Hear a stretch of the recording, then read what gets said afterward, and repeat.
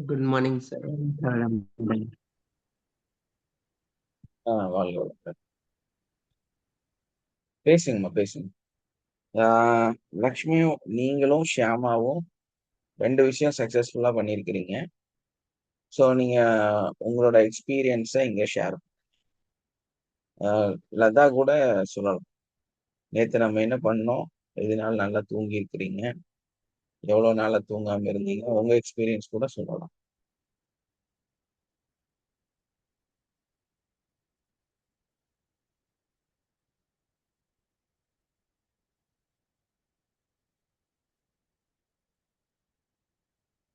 நேத்து கிளாஸ்ல சொன்ன மாதிரி தான். எஸ் வணக்கம் சார். வணக்கம். சார் ஆனா நேற்றுக்கும் நான் தூங்கல சார், கொஞ்சம் பயமா தான் இருந்தது. சரி, முந்தா நேத்து தூங்குனீங்களா? இந்த நேற்று ஒரு நாள் தூங்கினேன் சார். எவ்வளவு நாளுக்கு அப்புறம் தூங்குனீங்க? ரொம்ப நாள் ஆச்சு சார். ஏன்னா இப்ப கொஞ்ச நாளா ரீசெண்டா வந்து ஒரு 2 வீக்ஸா வந்து ரொம்ப ஒரு மாதிரி இருக்க மாதிரி இருந்தது, பயமா ம், இருக்க மாதிரி இருந்தது. ம். படுத்தா தூக்கமே வர்றதில்ல, கொஞ்சம் ஒரு மாதிரி. நேற்றுக்கு நைட்டும் அப்படிதான் இருந்தது. முந்தின நாள் தூங்கினேன் சார். எஸ்.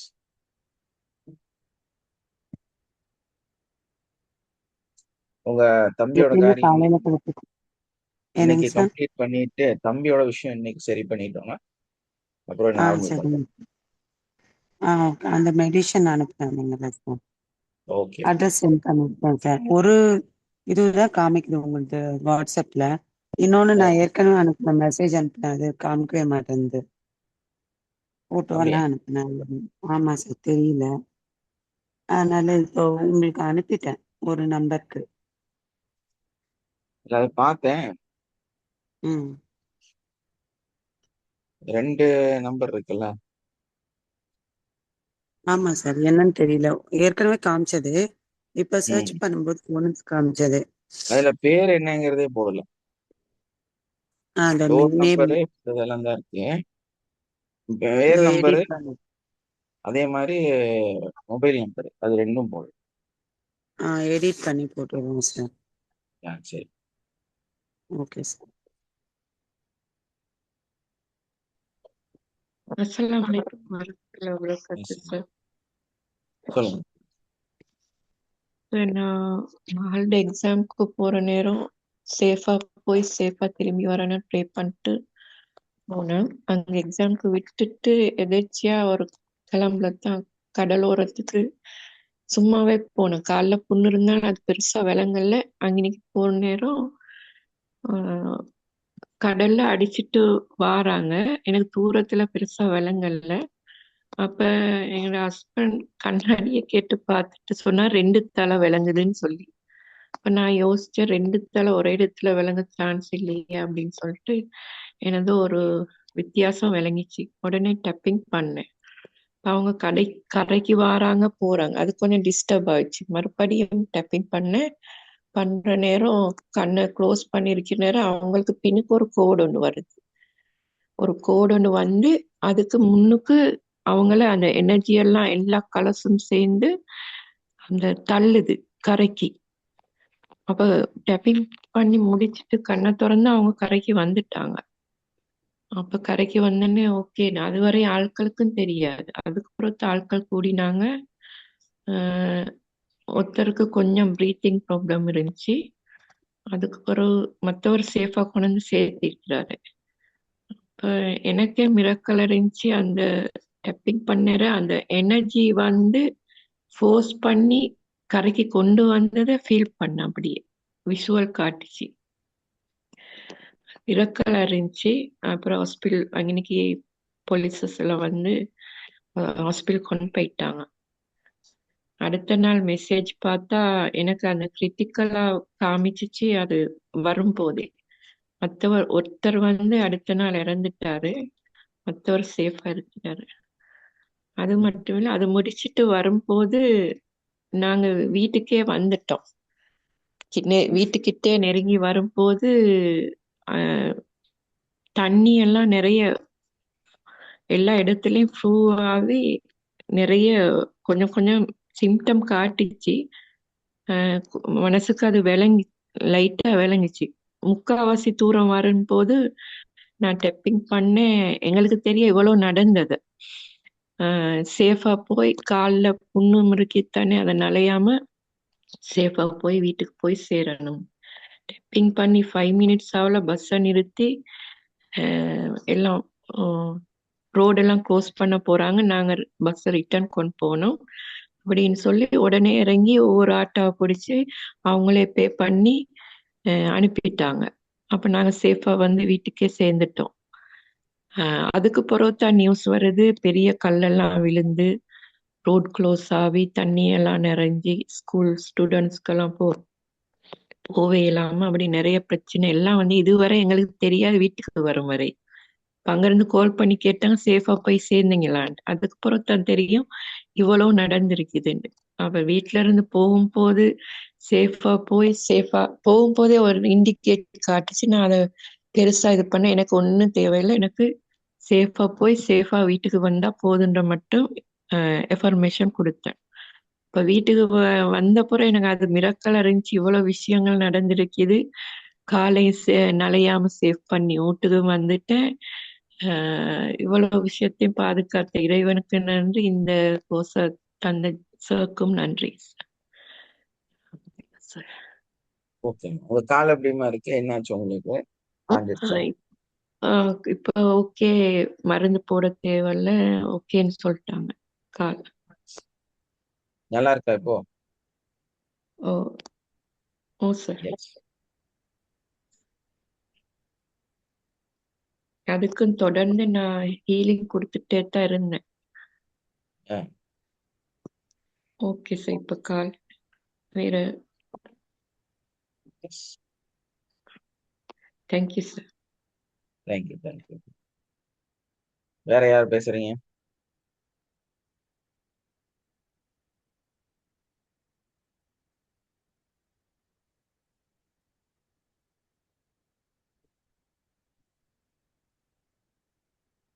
பேசுங்க லக்ஷ்மி. குட் மார்னிங் சொன்னா பத்தியா? நேத்து மெசேஜ் பண்ணது அப்படியே சொல்லுங்க. Good morning sir. நான் இன்னொரு நாள் சொல்றேன் சார் முழுசா. Okay okay sir.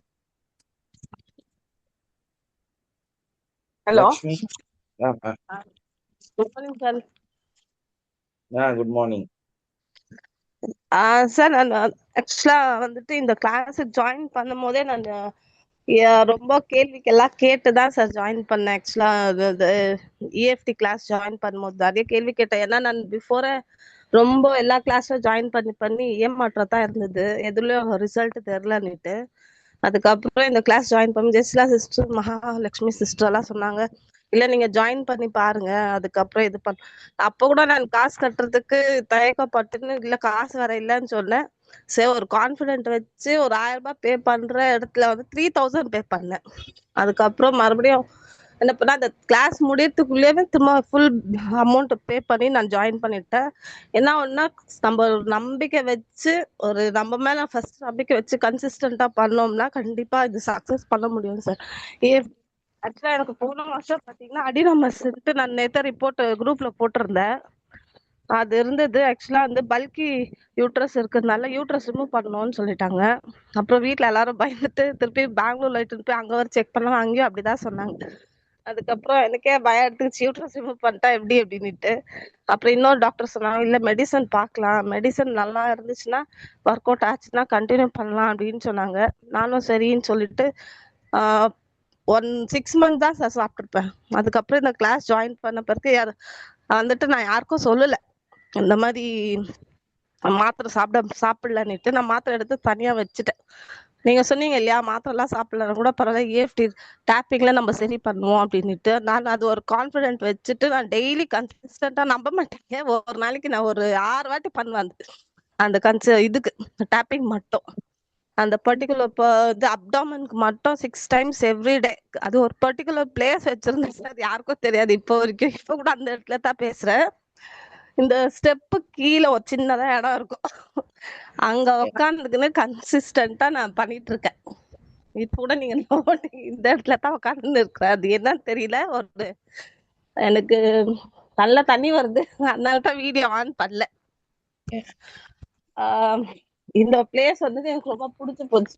ஏன்னா நம்ம ஒரு கான்பிடென்ட் வச்சு இந்த ஒரு பிளேஸ்ல உட்கார்ந்து என்ன ஆகுதுன்னா அது நம்மளுக்கு சக்சஸ் கொடுக்குது சார். நம்ம யாருக்கும் தெரியாம வர பண்ணிருக்கிறோம் இது. டெய்லி இங்க வந்து ஒரு 10 நிமிஷம் நான் உட்காந்து பண்ணேன்னா அது 6 டைம்ஸ் எப்பப்ப டைம் கிடைக்குதோ அப்பெல்லாம் ஓடி வந்து இங்க உட்காந்து பண்ணுவேன். கண்டினியூஸா யாருக்குமே சொல்ல உங்களுக்கு சொல்லல நான் ஆக்சுவலா. டெய்லி ஒரு 6 டைம்ஸ் இது பண்ணிட்டே இருப்பேன். வெறும் அப்டாமனுக்கு. மறுபடியும் வந்து ரிலேஷன்ஷிப் ஒரு 6 வாட்டி பண்ணுவேன். அப்புறம் என்னோட கோலுக்கு ஒரு 6 வாட்டி பண்ணுவேன். கிட்டத்தட்ட டேப்பிங் மட்டும் பாத்தீங்கன்னா ஒரு நாளைக்கு எப்படியாச்சும் ஒரு 20 டைம்ஸ் தான் பண்ணிடுவேன் சார். இது வந்து 6 மந்த்ஸா நான் பண்ண என்ன ஆச்சுன்னா அது எனக்கே மிராக்கிள் தான். ஒரு நாள் ஒரு மிராக்கிள் நடந்துட்டே இருந்துச்சு. ஃபர்ஸ்ட் வந்து எனக்கு கோவம் கம்மியாச்சு. அதுக்கப்புறம் பொறுமை இருக்கிறதுக்கு ஆரம்பிச்சேன். அதுக்கப்புறம் ஏதாச்சும் ப்ராப்ளம் வந்துச்சுன்னா கூட விடு பாத்துக்கலாம் அப்படின்னு. அப்புறம் நீங்க சொன்ன மாதிரி இந்த கோல் செட்டிங், ரைட்டிங், அஃபர்மேஷன் நல்லா கண்டினியூவா எழுதிட்டு இருக்கேன். ஆனா யாருக்கும் காமிக்கல. என்னோட சீக்ரெட் என்னன்னா யாருக்கும் காமிக்க கூடாது. அது சக்சஸ் ஆன பிறகுதான் காமிக்கணும்னுட்டு ஒரு மோட்டிவேஷன் எப்பவுமே எனக்கு இருக்கு. அதனால வீட்ல கூட சொல்ல மாட்டேன். எழுதுறேன் கூட குரூப்ல கூட அதனால தான் போடலாம். ஆனா சொல்லுவேன் நான் எழுதிட்டேன்னுட்டு. இதெல்லாம் பண்ணோம்னாக்கா இன்கேஸ் நம்ம ஏதாச்சும் நம்ம சொல்லிட்டோம்னா வாயை திறந்து அந்த விஷயம் நடக்க மாட்டேங்குது சார். அதனால நான் யாருக்கும் சொல்றது இல்ல. ஃபர்ஸ்ட் முடிஞ்ச பிறகுதான் சொல்லணும்ட்டு ஒரு முடிவு பண்ணிட்டு இது பண்ணேன். எனக்கே ஒரு மிராக்கல். போன வாரம் டாக்டர்கிட்ட போனேன். நெஞ்சு வலி வந்துச்சு சார். திடீர்னு படபடப்பு. எனக்கு பயம் எடுத்துக்கிட்டு சரி இசிஜி எடுப்போம் அப்படின்ட்டு டாக்டர் போய் கேட்கலான்ட்டு போனேன். அப்புறம் அவங்க சொன்னாங்க இசிஜி எடுத்துக்கோ அப்படின்னாங்க. அப்புறம் அப்டாமன் டெஸ்டோ பண்ணிக்கோ, நெக்ஸ்ட் தைராய்டு எடுத்துக்கோன்னாங்க. 3 பண்ண போனேன் சார். ஆக்சுவலா 3 நம்ப மாட்டீங்க, 3 நார்மல் வந்துச்சு. அதுதான் மிராக்கல் சார். நேத்தே நான் மகா சிஸ்டருக்கும் ஃபோன் பண்ணி சொன்னேன் இந்த மாதிரி ஹாஸ்பிட்டல்ல தான் இருக்கு அப்படின்னுட்டு. அதே ஒரு மிராக்கல் தான்.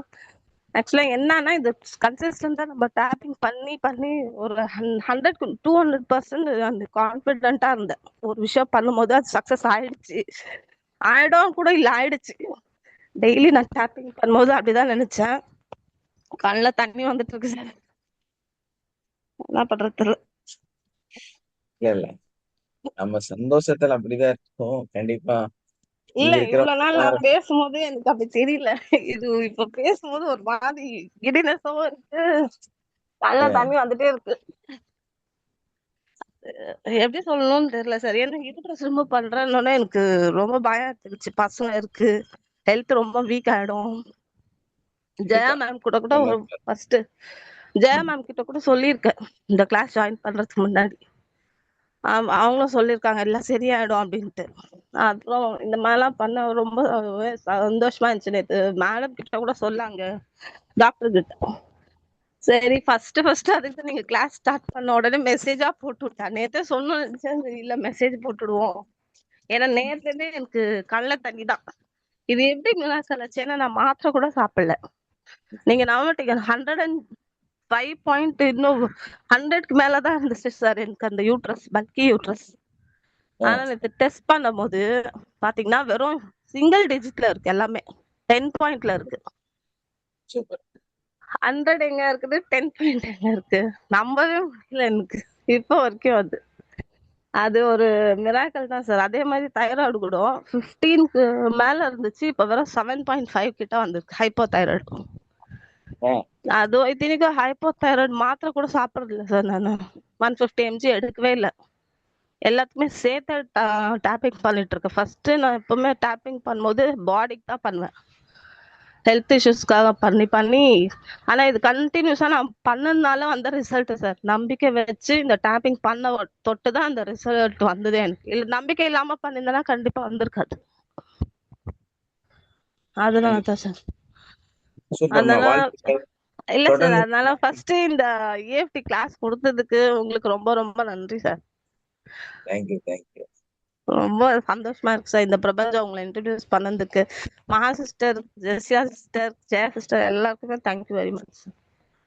S sir. நம்ம பண்ற நம்ம பண்ற நன்மைகள் நமக்கு நம்ம உலகத்துல இல்லைனாலும் அந்த குடும்பம், அந்த நபர்கள் நமக்கு நன்மையை சொல்லிக்கிட்டே இருப்பாங்க. ஆமா சார், கண்டிப்பா. எத்தனை ஜென்மம் எடுத்தாலும் இதெல்லாம் கிடைக்கவே கிடைக்காது. சோ அதனால இப்போ லக்ஷ்மி வந்து நம்மளோட அந்த சேவையிலேயே இறங்கிட்டாங்க. ஏன்னா நம்ம கோர்ஸ் கவுன்சிலர் ஆயிட்டாங்க. ஸோ என்னன்னா அந்த அர்ப்பணிப்பு தான். அந்த அர்ப்பணிப்பும் அந்த ஒரு அவங்க சொன்ன மாதிரி ஒரு விஷயத்த தொடர்ந்து செய்யறதுனால தான் நமக்கு வந்து சக்சஸ் ஆகும். வந்து அது வந்து ஒரு டிசிப்ளினுக்கான விஷயம். மனுஷன் மாற வேண்டியதே ஃபர்ஸ்ட் ஒழுக்கத்தை கத்துக்கணும். ஸோ இந்த ஒழுக்கம் இல்லாத நபர்கள் எதுலையுமே வந்து நம்ம ஒரு சக்சஸ் ஆன இடத்துக்கு வர முடியாது. ஃபர்ஸ்ட் நமக்கு தேவை வந்து ஒழுக்கம் தான். டைமிங் அதை விட முக்கியம். கன்சிஸ்டன்சி, நம்ம தொடர்ந்து ஒரு விஷயத்த செய்யக்கூடிய ஒரு தன்மை. இது ரெண்டும் நமக்கு கரெக்டா இருந்துச்சுன்னா நம்ம எந்த ஒரு நிகழ்வையும் இந்த உலகத்துல சாதிச்சிடணும், அந்த இடத்துக்கு வந்துடணும். ஆனா நம்ம அதை வந்து செய்யறதே கிடையாது. ஏன்னா ஃபர்ஸ்ட் நமக்கு இல்லாதது ஒழுக்கம், டிசிப்ளின் வந்து இல்லை. நீங்க ஃபர்ஸ்ட் கரெக்ஷன் பண்ண வேண்டியதே டிசிப்ளின் தான். எப்ப டிசிப்ளினை கத்துக்கிட்டீங்களோ அதுக்கப்புறம் எல்லாமே உங்களுக்கு சரியாயிடும். டேப்பிங் பண்றோம் பண்ணல அதெல்லாம் விட வந்து டிசிப்ளின் ரொம்ப ரொம்ப முக்கியம். டைமிங் ரொம்ப ரொம்ப முக்கியம். அது இருந்தா மட்டும்தான் நம்மளால சக்சஸ்ஃபுல் பர்சனாக மாற முடியும். எஸ் வா.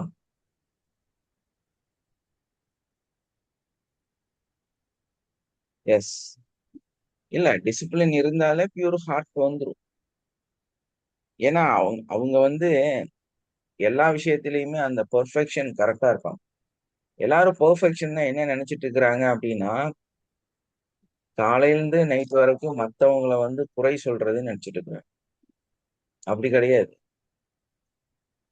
நேரம் தான் ஒரு டிசிப்ளினுக்கு உண்மையான ஒரு அர்த்தம். Time, discipline equal to time மட்டும்தான், மற்ற எதுவுமே கிடையாது. ஸோ அந்த டைமை வந்து நம்ம எப்படியெல்லாம் பயன்படுத்துறோம் அப்படிங்கிறது தான் டிசிப்ளின்ங்கிறது. அதை விட்டுட்டு நம்ம வந்து மனிதர்களை சரிப்படுத்தி நடத்துறது அப்படிங்கிறது வந்து ஒரு தவறான செயல். ஸோ செல்ஃப் டிசிப்ளின் தான் அதை விட ரொம்ப ரொம்ப முக்கியம். நம்ம என்ன பண்றோம் அப்படின்னா, டைமிங்க்கு சாப்பிடணும் அப்படிங்கிறது உங்களுக்கு ஒரு முக்கியமான விஷயம் தான். பட் அதே டைம்ல உங்க வீட்டுல வந்து அந்த டைமிங்க்கு ஃபுட்டு கொடுக்க மாட்டேங்கிறாங்க. ஸோ இதுக்காக நீங்க வந்து அவங்க கிட்ட சண்டை போட்டு இருக்கிறது பேர் அல்ல டிசிப்ளின். நம்ம இதெல்லாம் புரிஞ்சுக்கணும் ஃபர்ஸ்ட். ஸோ உங்களுக்கான சேவைகளை மற்றவங்க செய்யறதுக்கு நீங்க வந்து நான் ஒழுக்கம்னு காமிக்கிறது அல்ல டிசிப்ளின்.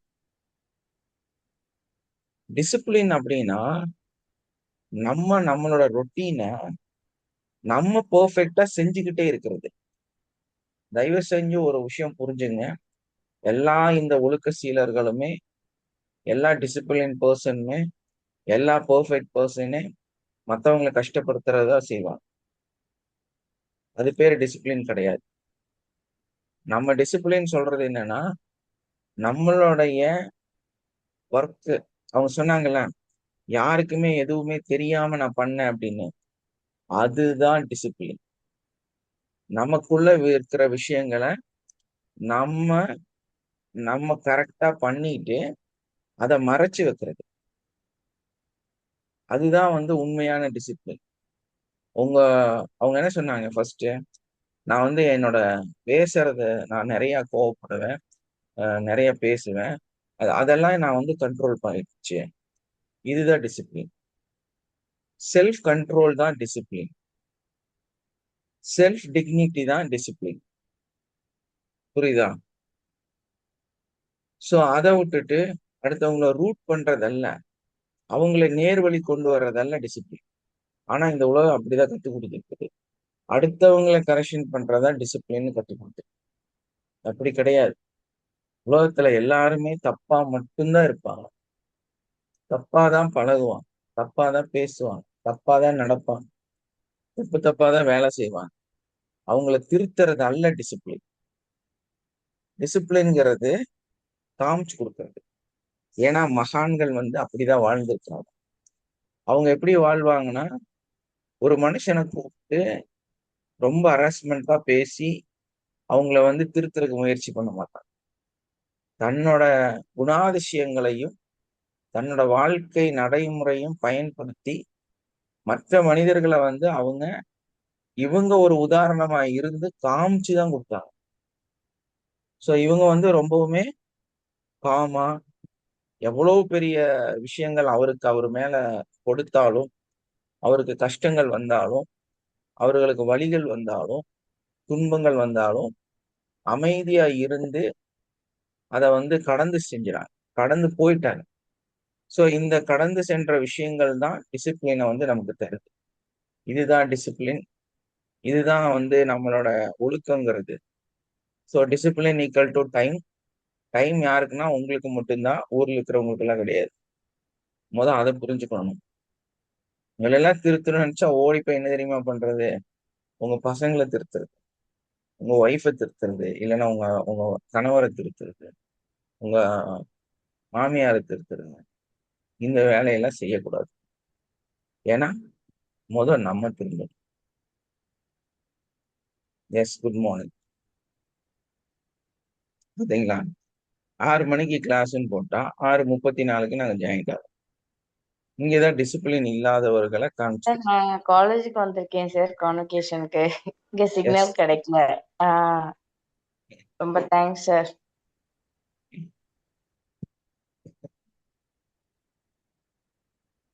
இல்ல அதுதான் இது இது வந்து டிசிப்ளின் அப்படின்னா என்னன்னா, காலையில நம்ம வந்து ஃபர்ஸ்ட் நேரமா எந்திரிச்சு போலாம். அதே மாதிரி நல்லா தூங்கி போலாம். பாத்தீங்களா? நல்லா தூங்கும் போது எப்படி நேரமா எந்திரிக்க முடியும்? முடியாது. ஆனா டைம் வந்து ஃபாலோ பண்ணலாம்ல. நீங்க இப்போ ஒரு 10 மணிக்கு படுக்கிறீங்க, ஒரு 7 மணி நேரம் தூங்குறீங்க, இல்ல 8 மணி நேரம் தூங்குறீங்க அப்படின்னா 11, 12, 1, 2, 3, 4, 5, 6 இல்லையா? 8 மணி நேரம். 8 மணி நேரம் நம்ம தூங்குறோம், இல்ல 7 மணி நேரம் தூங்கணும் அப்படி வச்சுங்க. அப்ப 5 மணிக்கு எந்திரிக்கும். நீங்க 11 மணிக்கு படுத்துருக்கு. 11 மணிக்கு நீங்க கண்ணை மூடுறதுன்னு முடிவு பண்ணீங்கன்னா காலையில டான் 6 மணிக்கு எந்திரிச்சாரு. ஸோ இந்த ஒரு 7 மணி நேரம் டைமிங்கிறத ஒரு தொடர்ந்து கன்சிஸ்டன்சி கரெக்டா, ஒரு கிளியரா, ஒரு ரெகுலரைஸா நம்ம அதை செய்யலாம். டான் 11 மணிக்கு நீங்க தூங்கி இருக்கணும். கரெக்டா 6 மணிக்கு டக்குன்னு கண்ணு முழிச்சிருக்கணும். போய் அப்புறமா உங்க ரெஸ்ட் ரூம் எல்லாம் போயிட்டு ஒரு 5 நிமிஷம் 10 நிமிஷம் முன்னாடி முழிக்கலாம்.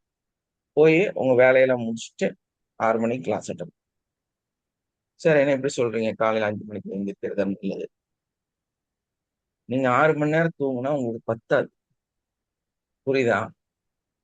சோ உங்க வீட்டோட சூழ்நிலை, பெண்களோட சூழ்நிலை, உங்களுக்கு ஃபுட் எடுக்கிறது, அதுக்கப்புறம் கொஞ்சம் ரெஸ்ட் கொடுக்கறது, சாப்பிட்ட உடனே படுக்காம இருக்கிறது, இதுக்கெல்லாம் மேபி உங்களுக்கு 10:30 மணி 11 மணி ஆகலாம். கொஞ்சம் அவுட்டர்ல இருக்கிறவங்க நீங்க வந்து ஒரு 9 மணி 10 மணிக்கு தூங்கலாம். ஸோ இந்த வேரியன்ட். ஸோ அப்படி இருக்கும்போது இதை வந்து தொடர்ந்து ரெகுலரா நீங்க இந்த பகல்ல கொஞ்சமா தூங்கலாம், ஒரு 1/2 தூங்கலாம், ரொம்ப முடியலன்னா தூங்கலாம், இல்லைன்னா தூங்காமையே இருக்கலாம், நைட்டு மட்டும் கரெக்டா தூங்கலாம். ஸோ இதெல்லாம் தான் டிசிப்ளின். மார்னிங் ஹவர்ஸ்ல சும்மா சும்மா தூங்குறது, அப்புறம் நைட்டு தூங்காம முழிச்சு உட்கார்ந்துக்கிட்டு எனக்கு தூக்கம் வரல தூக்கம் வரலன்னு சொல்றது, இந்த மாதிரி எல்லாம் வந்து நம்ம செய்யக்கூடாது. உங்களுக்கு என்ன ஏஜ் ஆனாலுமே, என்ன முடியாம இருந்தாலுமே, நீங்க வந்து வீட்டுல சும்மா ஒரு பெட்லயே இருக்கிற ஆளா இருந்துமே நம்ம என்ன பண்ணணும்னா ஏதாவது படிக்கலாம், ஏதாவது பார்க்கலாம், ஏதாவது செய்யலாம். ஸோ நீங்க வந்து உங்க மார்னிங் ஹவர்ஸை வந்து யூட்டிலைஸ் பண்ணிட்டு நைட்டு மட்டும் தூங்குறதுக்காக ஒதுக்கிடும். பகல் வந்து தூங்குறதுக்காக கிடையாது. அப்படியும் உங்க உடம்பு ரொம்ப டயர்டாகி தூக்கம் வருதா, ஒரு நாள் 2 நாள் இல்ல ஒரு 3 நாள் வாரத்துக்கு நல்லா படுத்து தூங்குங்க, அதிகமே தூங்குங்க. அன்னைக்கு நைட் எல்லாம் கொஞ்சம் டிஸ்டர்பன்ஸ் இருக்கும் தூக்கத்துல. நம்ம இந்த புரிதல் கூட இல்லாம தான் வாழ்ந்துட்டு இருக்கோம். ஸோ நம்ம எல்லாமே நம்மளை நம்ம உடம்புக்கு தகுந்த மாதிரி கரெக்ஷன் பண்ணணும். அதுக்கு தகுந்த மாதிரி அதுக்கு சப்போர்ட் பண்ணணும். நம்மளோட வேலைகளை மாற்றணும், வேலைகளை செய்யணும். இதெல்லாம் பண்ணும்போது தான் நம்ம உடம்பும் நம்மளோட மூளையும் பயங்கரமா ஆரோக்கியமா இருக்கும். ஸோ டைம் தான் டிசிப்ளின். ஸோ அந்த ரெகுலரைஸ் நம்ம இது பண்ணணும். உடனே வந்து நான் 8:30 மணிக்கெல்லாம் சாப்பிட்டுருவேன். காலையில 8:30 மணிக்கு நான் வந்து டிஃபன் பண்ணிடுவேன். மதியம் 1 மணிக்கு சாப்பிட்டுருவேன். இந்த தின்னறதுல தான் டிசிப்ளின் இருக்கா? ஆக்டிவிட்டீஸ்ல நிறைய டிசிப்ளின் இருக்குதுங்க. இந்த தின்றது, அப்புறம் வேற ஏதாவது இந்த சாமி கும்பிடுறது, இந்த மாதிரி ஒரு சில விஷயங்களை தான் டிசிப்ளின் நினைச்சிட்டு இப்ப வந்திருக்கிறீங்க. அதெல்லாம் ஒண்ணும் கிடையாது. எல்லாரும் இதே தான் சிந்தனைகள். அதெல்லாம் வந்து ஒரு பேரல் விஷயம். நீங்க உயிர் வாழ்றதுக்கு கொஞ்சம் சக்தி வேணும். அதாவது வண்டிக்கு பெட்ரோல் அடிக்கிற மாதிரி. புரியுதா? அது வேணா அடிக்கலாம், தேவைப்பட்டா அடிக்கலாம், இல்லைன்னா அடிக்காமயே இருக்கலாம். அதுக்கு ஒரு முக்கியத்துவமே கொடுக்காதீங்க. எப்பவுமே எதை சொன்னாலுமே அங்கதான் போய் நிக்கிறது. எதை பேசினாலுமே அங்கதான் போய் நிக்கிறது. அது இல்லை டிசிப்ளின். நீங்க ஏதாவது இந்த இயற்கை மருத்துவம் அந்த மாதிரி இருக்கிறவங்கள்ட்ட வந்து ஏதாவது பேசினா முதல்ல திங்கிறத பத்தி தான் பேசுவோம். அதை டைமிங் தான் ஷெட்யூல் பண்ணுவான். அதுக்கு ஒரு டைமே தேவையில்லை. உனக்கு பசி வருது, கொஞ்சம் எனர்ஜி லாஸ் ஆகுது, அதுக்கு நீ ஒரு பெட்ரோல் ஒரு 1/2 லிட்டர் உள்ள ஊத்தணும். ஊத்துனா அந்த குளுக்கோஸ் வந்து திரும்ப இந்த உடம்பு ஸ்பீடா ஓடும். இவ்வளவுதான் விஷயமே. இதுக்குதான் அது. இதை போய் ஒரு ஸ்ட்ரக்சரைஸ் பண்ணிக்கிட்டு இதுக்கு வந்து முக்கியத்துவம் கொடுத்துட்டு உட்கார்ந்துருக்குது. அரை வயிறு தான் சாப்பிடணும், முக்க மூக்கு வரைக்கும் சாப்பிடக்கூடாது. அப்ப எவ்வளவோ சுவையான பொருளா இருந்தாலுமே ஒரு அரை வயிறு சாப்பிட்டுட்டு ஒரு 1/4 வயிறு தண்ணி குடிச்சிட்டு ஒரு 1/4 வயிறு ஃப்ரீயா விடணும். அப்பதானே மாவு அரையும். அதெல்லாம் இல்லை. நான் 9 மணிக்கு தான் சாப்பிடுவேன். 9 மணி வரை காத்துட்டு இருக்கிறது எதுக்கு? எதுக்கு? நீங்க கொஞ்சம் ஓவரா வேலை செஞ்சுட்டீங்க. 7:30 மணிக்கே பசி எடுத்துருச்சு. பசித்தால் புசி, அப்படிதான் சொல்லியிருக்கிறாங்க. உனக்கு எப்ப பசிக்குதோ அப்ப சாப்பிடு. உடம்பு உடம்ப நம்ம பழகணும் இல்லையா? அது என்ன பேசுதுன்னு காது கொடுத்து கேட்கணும் இல்லையா? கிளாக்க பார்த்துக்கிட்டு உடம்பு கிட்ட பேசலாமா நம்ம? உங்க வயிறா இல்ல கிளாக்கா? முதல்ல சிந்திச்சு பாருங்க. உங்க வயிறா இல்ல அந்த செவுத்துல தொங்கிட்டு இருக்கிற கிளாக் சரியா? சோ சாப்பாட்டுக்கு டைம் கிடையாது. அது ஒரு முட்டாள்தனமான வேலை. இப்ப நீங்க எந்திரிக்கிறீங்க, பசிக்குது, மணி 6 தான் ஆச்சு, ஒரு பழம் சாப்பிடுங்க. ஏன்னா நைட்டு நீங்க சாப்பிட்டது கம்மியா இருக்கலாம், இல்ல உங்க உடம்பு ஏதாவது தேவைகள் வந்திருக்கலாம். சோ அதனால 6 மணிக்கே பசி வந்திருக்கும். உங்க உடம்பு என்ன சொல்லுது? எனக்கு எனர்ஜி லாஸ் ஆயிருச்சு, நீ எனக்கு கொஞ்சம் பெட்ரோல் அடின்னு சொல்லுது. அடிக்கணுமா வேண்டாமா? அடிக்கணும். புரியுதா? இல்ல 6 மணிக்கு நான் 9 மணிக்கு தான் சாப்பிட காத்துட்டு இருக்க கூடாது. என்ன ஆகும்னா ட்ரை ஆயிரும், ஏர் போய் அடைச்சுக்கும். எப்படி ஒரு 2 வீலர்ல பெட்ரோல் இல்லாம ஓட்டுனீங்கன்னா ஏர் போய் அடைச்சுக்குமோ, அதே மாதிரி உங்க உடம்புலயும் அங்கங்க கேஸ் போய் அடைச்சுக்கும், பிரச்சனையாயிரும். ஸோ அப்ப என்ன பண்ணும்? கொஞ்சம் தண்ணியை குடிச்சிட்டு ஒரு வாழைப்பழம் சாப்பிட்டு அந்த டைமை வந்து ஸ்கிப் பண்ணும். ஸோ அப்ப கொஞ்சமா கொடுத்துட்டோமா, அது கொஞ்ச நேரம் ஓடும். அதுக்குள்ள உங்க வீட்டுல ஏதாவது செஞ்சுட்டாங்கன்னா ஒரு 2 இட்லி வச்சு சாப்பிடுங்க. அது 7 மணியா இருக்கலாம், 7:30 மணியா இருக்கலாம், 8 மணியா இருக்கலாம், என்ன வேணாலும் இருக்கலாம். அன்னத்தை காலையில டிஃபன் முடிஞ்சுது. மதியம் அன்னைக்கு நீ 2:30 மணிக்கு தான் பசிக்கும். இல்ல நான் 7:30 மணிக்கு சாப்பிட்டேன், 12:30 மணிக்கு சாப்பிடணுங்கிறது ரூல் கிடையாது. எப்போ உங்களுக்கு திரும்ப பசி வருதோ அப்ப சாப்பிடுங்க. அது வரை காத்துருங்க. 3 மணி ஆயிடுச்சு, 4:30 மணி ஆயிடுச்சு, 5 மணி ஆயிடுச்சு, வயிறு ஒரு மந்தமாவே இருக்குது, இல்ல பசிக்கவே இல்லை, அது தோணவே மாட்டேங்குது, விட்டுருங்க, சாப்பிடாதீங்க. நம்ம வாட்சை பார்த்து காத்துட்டு இருக்க கூடாது, வயிறை பார்த்து காத்துட்டு இருக்கோம். அப்ப வயிறு சொல்லுது 11:30க்கே சொல்லுது, ஒரு மாதிரி கிருங்குது. என்னடா 9:30க்கு தான் சாப்பிட்டோம், 11:30க்கு கிருப்புருங்குது அப்படின்னா 11:30 மணிக்கு நீ சாப்பிட்டுதான் ஆகும். ஏன்னா உன் உடம்பு ஏதோ ஒரு வகையில எனர்ஜி லாஸ் ஆயிடும். ஸோ கம்மியா சாப்பிடுங்க. ஏதாவது ஒரு ஸ்நாக்ஸ் மாதிரி, இல்லைன்னா வந்து ஏதாவது வெஜிடபிள்ஸ் மாதிரி ஏதாவது சின்னதா சாப்பிடுங்க. திரும்ப உங்களுக்கு ஒரு 2:30 3 மணிக்கோ இல்ல 1 மணிக்கோ உங்க உடம்புல திரும்ப அந்த சிம்டம் வருது, சாப்பிடுங்க. திடீர்னு ஒரு நாளைக்கு 8 தடவை பசிக்குது, 8 தடவை சாப்பிடுங்க. கொஞ்சம் கொஞ்சமா சாப்பிடுங்க. ஏன்னா சர்க்கரை வியாதி இருக்கிறவங்க உடல்நிலையில நீங்க உங்களை நல்லா வச்சுக்கணும்னு நினைச்சீங்கன்னா ஒரு நாளைக்கு 20 தடவை சாப்பிடுங்க. நொறுக்கு நொறுக்கா கொஞ்சம் கொஞ்சமா கொஞ்சம் கொஞ்சமா சாப்பிடுங்க. ஒரு தப்பு இல்லை, உங்க சர்க்கரை வியாதி ஏறவே ஏறாது, கம்ப்ளீட்டா கியூர் ஆயிடும். உங்க சுகரு கண்டிப்பா கியூர் ஆயிடும். நல்லா ஞாபகம் வச்சுங்க. கொஞ்சம் கொஞ்சமா ஒரு அரை இட்லி, ஒரு இட்லி, முக்கால் இட்லி, அந்த மாதிரி நான் ஒரு உதாரணத்துக்கு சொல்றேன். ஒரு கை சோறு, இத்தினூண்டு சாப்பாடு, ஒரே ஒரு ஃப்ரூட்டு, ஒரே ஒரு வெள்ளரிக்காய், எதையாவது ஒண்ணு. அந்த பசி வந்தா லைட்டா சாப்பிடும், லைட்டா. அப்ப நீங்க உட்கார்ந்து டேபிள்ல உட்கார்ந்துக்கிட்டு கடோத்கஜன் மாதிரி போட்டுக்கிட்டு அதை வந்து இன்னைக்கு 2 மணிக்கு சரியாக உணவு அப்படின்னு சொல்லிட்டு உட்கார்ந்து சாப்பிடக்கூடாது. இது தப்பான சிஸ்டம். அந்த மாதிரி ஒரு உணவு பழக்கமே கிடையாது. ஸோ இதெல்லாம் தான் நம்ம புரிஞ்சுக்கணும் வாழ்க்கையில். ஸோ நம்ம வந்து எப்போ பசிக்குதோ அப்பதான் சாப்பிடணும். நம்மளோட வயிறு தான் நமக்கு சொல்லணும், நீ வந்து எனக்கு சாப்பாடு கொடுன்னு. அப்பதான் நம்ம சாப்பாடு கொடுக்கணும். வாட்ச்ல டைம்ல தெரியுதுன்னு சொல்லிட்டு வாட்சை பார்த்துக்கிட்டு நீங்க சாப்பிடக்கூடாது. அது உங்களுக்கான நல்ல விஷயமே கிடையாது. புரியுதா? புரியுதா யாருக்காவது? இப்ப நைட்டு சாப்பிட்றீங்க, ஒரு 7 மணிக்கு பசிக்குது, 7 மணிக்கு வயித்தை பெரட்டுது, ஏதாவது சாப்பிடுங்க. சரி 7 மணிக்கு சாப்பிட்டாச்சு, நைட்டு வந்து 10 10:30 மணிக்கு படுத்து தூங்கலான்னு போய் தூங்க போறீங்க.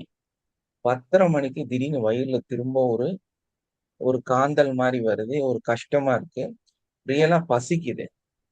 ஒரு புடி சோறு போட்டு சாப்பிட்டுருங்க. உங்க உங்க ரூல்ஸ் அண்ட் ரெகுலேஷனை உங்க வயிற்றுட்ட காமிக்காதீங்க. ஸோ அப்ப லைட்டா போட்டு நீங்க அந்த ஒரு 10:30 மணி ஆயிருச்சு, கிச்சன் க்ளோஸ் பண்ணிட்டாங்க, மற்றவங்களுக்கு இதெல்லாம் சிந்திக்க கூடாது. இதெல்லாம் சிந்திக்க கூடாது. ஏன்னா வயிறு யாரோடது? வயிறு யாரோடது? வயிறு யாரோடதுங்க? யார கமெண்ட் பண்ணுங்க. நம்மளது சார், நம்மளது சார், நம்மளது. உங்களோடது. உங்க வீட்டுக்காரறது கிடையாது வயிறு. புரியுதா? வயிறு உங்களோடது. அது என்ன கேக்குதோ அதை கொடுக்கணும். ஏன்னா இது வந்து உணவு கிடையாது. நீங்க வாயில ரசிச்சு ருசிச்சு திங்கிற பொருளுக்கான பொருள் கிடையாது. உங்க உடம்புல குளுக்கோஸ் கம்மியாகுது, சத்து குறைபாடு வருது, அதை சரி பண்றதுக்கு பெட்ரோல் அடிக்க சொல்லுது. இதுவே நம்ம புரியல, இதுவே நமக்கு புரியல. உடம்ப பத்தி இருக்கக்கூடிய விஷயத்துல நமக்கு இந்த நாலேஜ கூட தெளிவா நம்ம புரிஞ்சு வைக்கலாம். அதுக்கு பதிலா நம்ம என்ன நினைச்சிட்டு இருக்கோம்னா, உணவு அப்படின்னா அது ஒரு கொண்டாட்டமான நிகழ்வு, அது வந்து ஒரு கொண்டாடக்கூடிய ஒரு நிகழ்வு அப்படின்னு நினைச்சிட்டு அதை கொண்டாடிட்டு இருக்கிறீங்க.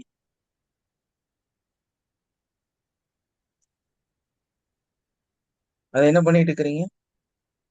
அப்படி என்ன பண்ணிட்டு இருக்கிறீங்க? சுவையா இருக்கணும், ரொம்ப இதா இருக்கணும். அப்போ இந்த எந்த சுவையுமே தொண்டைக்கு கீழே நமக்கு தெரிய போறது. நல்லதா சாப்பிடணும். நம்ம உணவை எடுத்துக்கிறது நல்ல உணவுகளா இருக்கணும். அப்ப நமக்கு இங்கேயே கணக்கு தெரியுது இல்லையா? சுவையா சாப்பிட்றதை விட நல்லதா சாப்பிடணும். இந்த நல்லதா சாப்பிடணும்னு இங்க நிறைய முட்டாள்கள் இருக்கிறாங்க. இந்த முட்டாள்கள் எல்லாம் என்ன பண்ணுவாங்க அப்படின்னா, கம்பு, ராகி, கேழ்வரகு, கைக்குத்தல் அரிசி, அதே மாதிரி குதிரைவாளி, இதுதான் நல்லதுன்னு நினைச்சிட்டு இருக்கிறான். இவன் அதை விட பெரிய முட்டாள். யாரு? இவன்லாம் அதை விட பெரிய முட்டாள். உடனே வந்து இன்னொரு ஐடியா பண்றது, நான் சர்க்கரை சாப்பிட மாட்டேன், கருப்பட்டி சாப்பிடுவேன், கரும்பு சர்க்கரை சாப்பிடுவேன். இந்த மாதிரி தான் நம்ம மேலும் மேலும் முட்டாள்தனமாவே சிந்திக்கிறோம். இதெல்லாம் ஹைஜீனிக் ஃபுட்டு, இதெல்லாம் வந்து நல்ல ஃபுட் எல்லாம் கிடையாது. நீங்க சோறு சாப்பிடுற சாதாரண அரிசி இருக்குல்ல, அதை சுத்தபத்தமா கிளீன் அண்ட் நீட்டா அதுக்கான சரியான காம்பினேஷன்ல சாப்பிடும். நேரம் காலம் அதை வந்து உணர்ந்து சாப்பிடும். புரியுதா? அதுதான் நல்ல சாப்பாடு. அதை விட்டுட்டு ஓடி போறது உடனே, ஏன்னா நமக்கு தான் நிறைய புத்தி இருக்குது, நிறைய நாலேஜ் இருக்கு. நம்ம ஓடி போய் என்ன பண்றது, இதை வாங்கிட்டு வந்து இது கோழி சாப்பிடுறது இல்லையா? இது வந்து கோழி தீவனம். இது மனுஷனோட தீவனம் கிடையாது. ஏதோ ஒரு நேரத்துல, வாரத்திலேயோ மாசத்திலேயோ ஒரு நேரம் 2 நேரம் இந்த உணவுகளை எடுத்துக்கலாம். ஆனா அது உங்க உணவு கிடையாது. புரியுதா? ஏன்னா அதுல எல்லாம் ஹை கலோரிஸ் இருக்கு. இது ரொம்ப முக்கியமான ஃபாலோ பண்ணும். குதிரைவாளி அரிசிங்கிறது ஹை லெவல் கெலோரி இருக்கக்கூடிய ஒரு உணவு. சர்க்கரை வியாதி வந்தோடனே நீங்க ஓடி போய் அதை எடுக்கக்கூடாது. அப்படி எடுத்தீங்கன்னா அந்த ஹை லெவல் கெலோரியை உங்களை சர்க்கரையை அதிகப்படுத்தி விட்டுரும். உங்க உடம்புல அதிகமான கொலஸ்ட்ராலையோ இல்ல அதிகமான இதையோ வந்து ஏற்படுத்தி விட்டுரும். ஸோ அந்த மாதிரி அல்ல. 18 வயசு வரைக்கும் உங்க அப்பா அம்மா என்ன சாப்பாடு கொடுத்தாங்களோ அதுதான் உங்க சாப்பாடு. நீங்க என்ன சாப்பிட்டீங்க? ஏன்னா ஒரு ஒரு குடும்பத்துக்கும் ஒரு ஒரு பழக்கம் இருக்கு, ஒரு ஒரு தாய்க்கும் ஒரு ஒரு கை புண்ணியம் இருக்கு. ஸோ அதுக்கு தகுந்த மாதிரி எதையாவது உங்களுக்கு செஞ்சு பழக்கி வச்சிருப்பாங்க. அந்த உணவு தான் சிறந்த உணவு. ஏன்னா அது உங்க உடம்பு கத்துக்கிட்ட உடம்பு, இந்த ஃபுட்டு இல்லையா? அதுதான் அற்புதமான உணவு. அதே மாதிரி நல்ல ஃபுட் அப்படின்னா தோசையே வந்து சும்மா பேருக்கு வெந்தும் வேகாம சாப்பிட்றது இல்லை, அதுக்கு ஒரு முக்கியத்துவம் கொடுத்து சாப்பிட்றது. ஒரு வெங்காய தோசை போட்டு சாப்பிட்றது, ஒரு பொடி தோசை சாப்பிட்றது, ஒரு நெய் தோசை சாப்பிட்றது, அவ்வளவுதான். இதுதான் நல்ல ஃபுட்டுங்கிறது. நீங்க சாப்பாடு சாப்பிட்றீங்கன்னா கீரை சேர்த்து சாப்பிட்றது. புரியுதா? உணவை மாத்துறது அல்ல. எல்லாரும் நீங்க அப்படிதான் சிந்திக்கிறீங்க. நல்ல ஃபுட்னா உணவை மாத்துறதுன்னு நினைக்கிறீங்க. உணவை மாத்துறது அல்ல, உணவை சிறந்ததா சாப்பிடும். சிந்திச்சு பாருங்களேன். நல்ல ஃபுட்டா சாப்பிடுறது. இப்போ வந்து நீங்க வந்து மேபி ஒரு இதுல ரேஷன்ல வாங்கி ஒரு நல்ல பெரிய பெரிய குண்டு குண்டு அரிசி எல்லாம் சாப்பிட்டு இருக்கிறீங்க, நல்ல விஷயம்தான். ஸோ உங்களை வந்து நல்லா ரிச்சா நல்லா நினைக்கிறீங்க அப்படின்னா ராஜபாவ பொன்னி வாங்கி சாப்பிடணும். அப்ப என்ன ஆகுது, உங்க மன ரீதியாகவே நீங்க நல்ல உணவுகள் எடுக்கிறீங்கிறத தோணும். அதை விட்டுட்டு ராய்களி சாப்பிட்டா உங்களுக்கு மனசுல கஷ்டங்கள் உருவாகும், நோய்கள் உருவாகுவதற்கும் அது காரணமா அமையும். ஏன்னா யார் அதை சாப்பிடுவா? ஏழ்மையில சாப்பாட்டுக்கே வழி இல்லாம இருக்கும்போது, அரிசியே கிடைக்காத காலகட்டத்துல ராய்களி வந்து உணவாக இருந்துச்சு இல்லையா? அந்த ரெவல்யூஷன் எல்லாம் சேஞ்ச் ஆயிருச்சு. இன்னைக்கு வந்து ட்ரோன் பிளைன் கண்டுபிடிச்சு அதுல பறக்கிற நிலைமைக்கு நீங்க மாறிட்டீங்க. உங்க வாழ்க்கை தரம் சேஞ்ச் ஆயிருச்சு. இப்போ உங்க ராய்களி சாப்பிட்டா உங்க மனசு, உங்களோட எண்ணங்கள் என்ன சொல்லும் அப்படின்னா,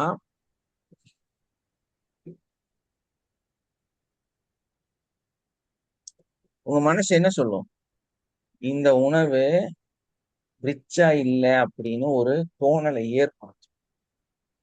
அது ஏத்துக்காது. ஒரு நேரம் எடுக்க, ஒரு மாசத்துல 6 மாசத்துக்கு ஒரு தடவை இந்த உணவை எடுத்தா உங்களுக்கு ஒரு ஸ்பெஷலா தோணும். பட் அதை ரெகுலரா டெய்லி காலையில சாப்பிட்டீங்கன்னா இன்னொரு பிரச்சனை என்னன்னா, இந்த களி டைப்ல இருக்கிறது எல்லாமே கார்போஹைட்ரேட் ரொம்ப ஹை லெவல்ல. புரியுதா? இந்த மாதிரியான சில பர்ட்டிகுலர் தானியங்கள் நம்ம எடுக்கும் போதும் அதுல high rich cholesterol, high rich protein, இந்த மாதிரி ப்ராடக்ட்ஸ் எல்லாம் அதிகமா இருக்கும்.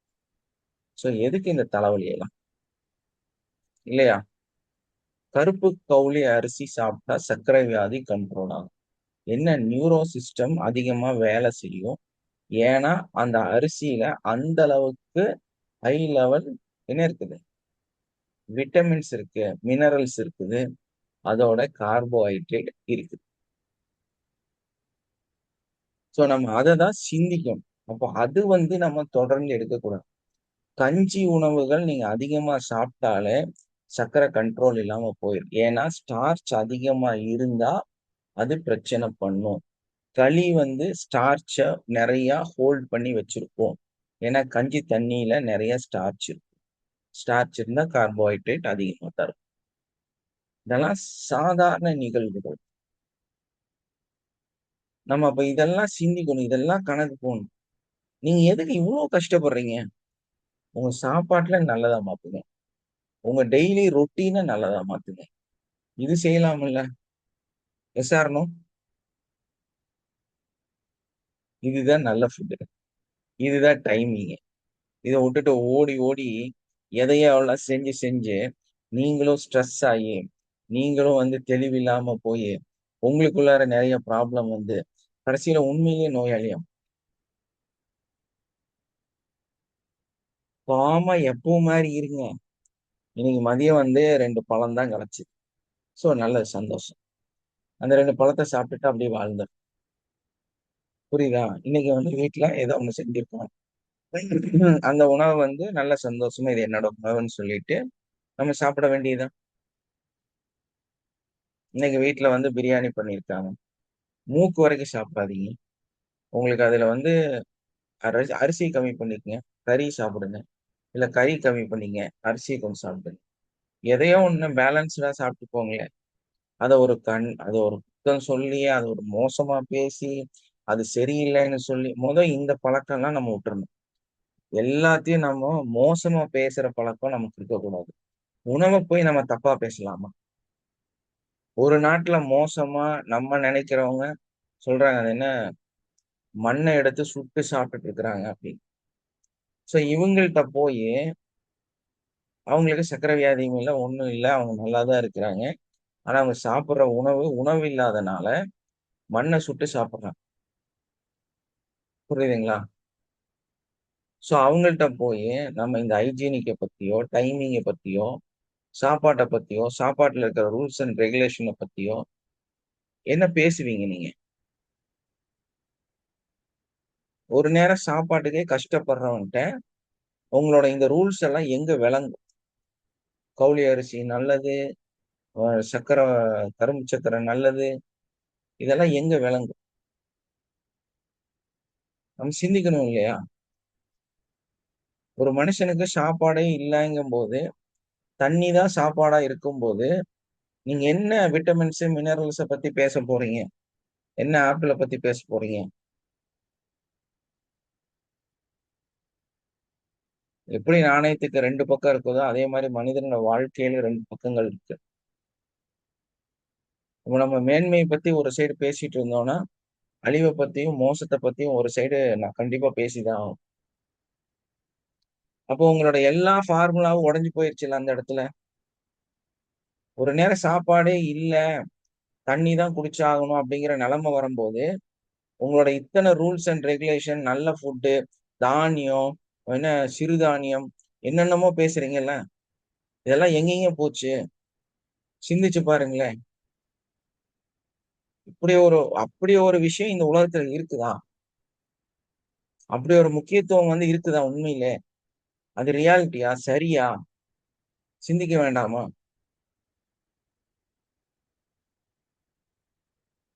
நம்ம எல்லா சைடும் சிந்திக்கணும் இல்லையா? நடுநிலை வியாதினா என்ன அர்த்தம்? உணவே இல்லாத போது உங்களோட விட்டமின்ஸ் மினரல்ஸ் எல்லாம் எங்க போச்சு? எங்க உங்க ஹைஜீனிக் ஃபுட்டு போச்சு? உங்களோட இத்தனை அவேர்னஸ் எங்க போச்சு? சர்வைவிங், வாழ்க்கையில நம்ம வாழ்வாதாரத்தை தேடுவது, வாழக்கூடிய சூழலை தேடுவது. அப்ப நம்ம எப்பவுமே இந்த எளிமையான விஷயங்கள் நம்ம மனசுல இருந்துச்சுன்னா கரெக்ட் தானே? இருக்கிறதே நல்லதா சாப்பிடுறது நல்லதா, புதுசா நல்லதை தேடி சாப்பிடுறது நல்லது. ஏன்னா ஒரு பக்கம் உணவே இல்லாம வெறும் தண்ணியில வாழ்ந்துட்டு இருக்கிறான், வெறும் மண்ணை சாப்பிட்டுட்டு இருக்கிறான். நம்ம இந்த உலகத்தையே உணர வேண்டாமா? பிரபஞ்சத்தை நமக்குள்ள கொண்டு வர வேண்டாமா? சிந்திக்க வேண்டாமா? நம்ம யாரு? இந்த கிளாஸுக்கு சும்மாவெல்லாம் நீங்க வரல, நீங்க தேர்ந்தெடுக்கப்பட்டு தான் வந்திருக்கிறீங்க. உங்க மனசை நீங்க மாத்தி தான் ஆகணும். நீங்க நிறைய விஷயத்த விட்டு கொடுத்து தான் ஆகணும். நீங்க சேஞ்சஸ்குள்ளார வந்துதான் ஆகும். இந்த நிறைய ஆதங்கங்கள், நிறைய விஷயங்களை பேசுறது, நிறைய எமோஷனலா இருக்கிறது, பயங்கர ஓவரா நமக்கு நாலேஜ் இருக்குன்னு சிந்திக்கிறது, இந்த மாதிரி எந்த விஷயத்துக்குமே இங்க இடமே கிடையாது. நம்ம எல்லாத்துலயுமே நடுநிலைத்தன்மையோட எல்லா விஷயத்திலயுமே இந்த பக்கம் அந்த பக்கங்கிறத நம்ம புரிஞ்சுட்டு அதுக்கு தகுந்த மாதிரி நடக்கிறவங்களா தான் இருக்கும். சமநிலையோட இருக்கக்கூடியவர்களாக தான் இருக்கும். புரியுதா? எஸ்ஆர்னோ யாரா பேசுங்க, நானே பேசிட்டு இருந்தா நல்லா இல்லை. ஏன்னா இந்த கிளாஸ் உங்களுக்கு நீங்க பேசுறதுக்காக, உங்க சந்தேகங்கள் கேட்கறதுக்காக கிளாஸ்.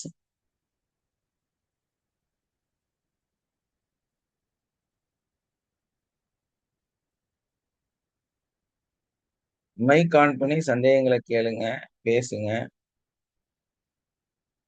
பழனிக்குமார்,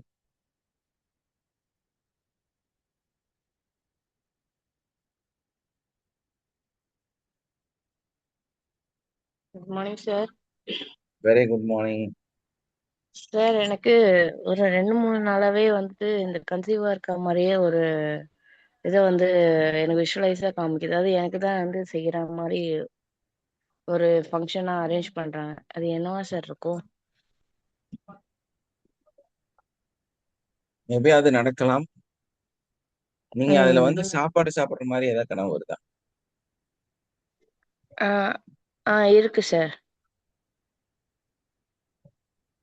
உங்களுக்கு இப்போ உடம்பு சரியில்லாம ஏதோ ஆயிட்டு இருக்கா? இல்லைங்களே, நல்லதா இருக்கு. ஜாகிரதையா இருக்கு. ம். சரிங்க சார். மேபி நீங்க கன்சீவும் ஆகலாம். மேபி உங்களுக்கு ஏதாவது ஒரு யூட்ரஸ் ரிலேட்டடா ஏதாவது ப்ராப்ளம் வரலாம், என்ன வேணா இருக்கலாம்.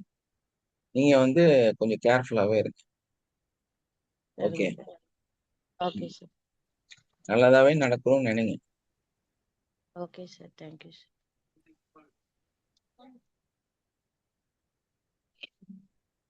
ஹலோ, எஸ், அஸ்ஸலாமு அலைக்கும் சார். சையத் அஸ்லாம்.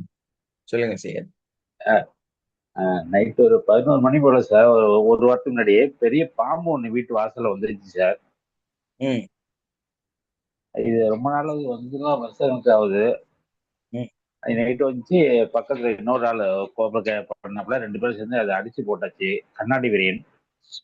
ஏன் ஐயோ. அது என்ன சார் சொல்றோம் சார், வந்துட்டு போயிடுச்சு. விரோதிகள் உங்களுக்கு அதிகமாயிருக்கு. என்ன சார்? உங்களுக்கு விரோதிகள். ஆமா, ஆ, உங்களுக்கு எதிரிகள் இருக்கிறாங்க. இல்லைன்னா சரி, அடிச்சு சரி.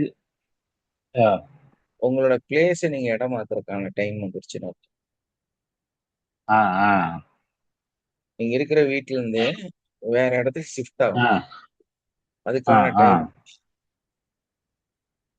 ஆ. அதனாலயும் இந்த மாதிரி நடக்கும். சரி, சரி, அடிச்சாச்சு. இன்னொரு ஆளு வாட்டமா கிடைச்சாங்க, 2 பேரும் சேர்ந்து அடிச்சு போட்டாச்சு. அடிச்சது தப்பு இல்ல சார்? இல்ல இல்ல, அதெல்லாம் தப்பு இல்லை. ஏன்னா விஷம் இருக்கக்கூடிய பாம்பு. நீங்க ஆ, இதை யார்கிட்ட சொல்லாதீங்க, நீங்க அடிச்சு கொள்ளக்கூடாது. இது அஃபென்ஸ். ஆ. ஆமா, ஆமா.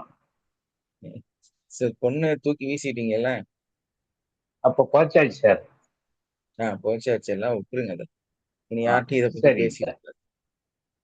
சரிங்க சார். ஓகே. சரி. உங்க வீடு வாடகை வீடு அந்த மாதிரி ஏதாவது இருந்ததுன்னா வீட்டை மாத்திருங்க. இல்லைன்னா ஆ உங்க வீட்டுல இருந்து கொஞ்ச நாள் தள்ளி இருங்க. ஏன்னா அது வந்து உங்களுக்கு ஒரு சரிங்க சார். பெட்டர் ரிசல்ட்டை கொடுக்கும். சரிங்க சார். ஓகே. சரி. நீங்க இன்னும் நம்ம அட்வான்ஸ் பண்ணல இல்ல? அட்வான்ஸ் பண்ணிட்டேன் சார். ஏன் ஏடிசி பண்ணுங்க. ஆமா சார், ஏடி சார் சார். சரி. சரி.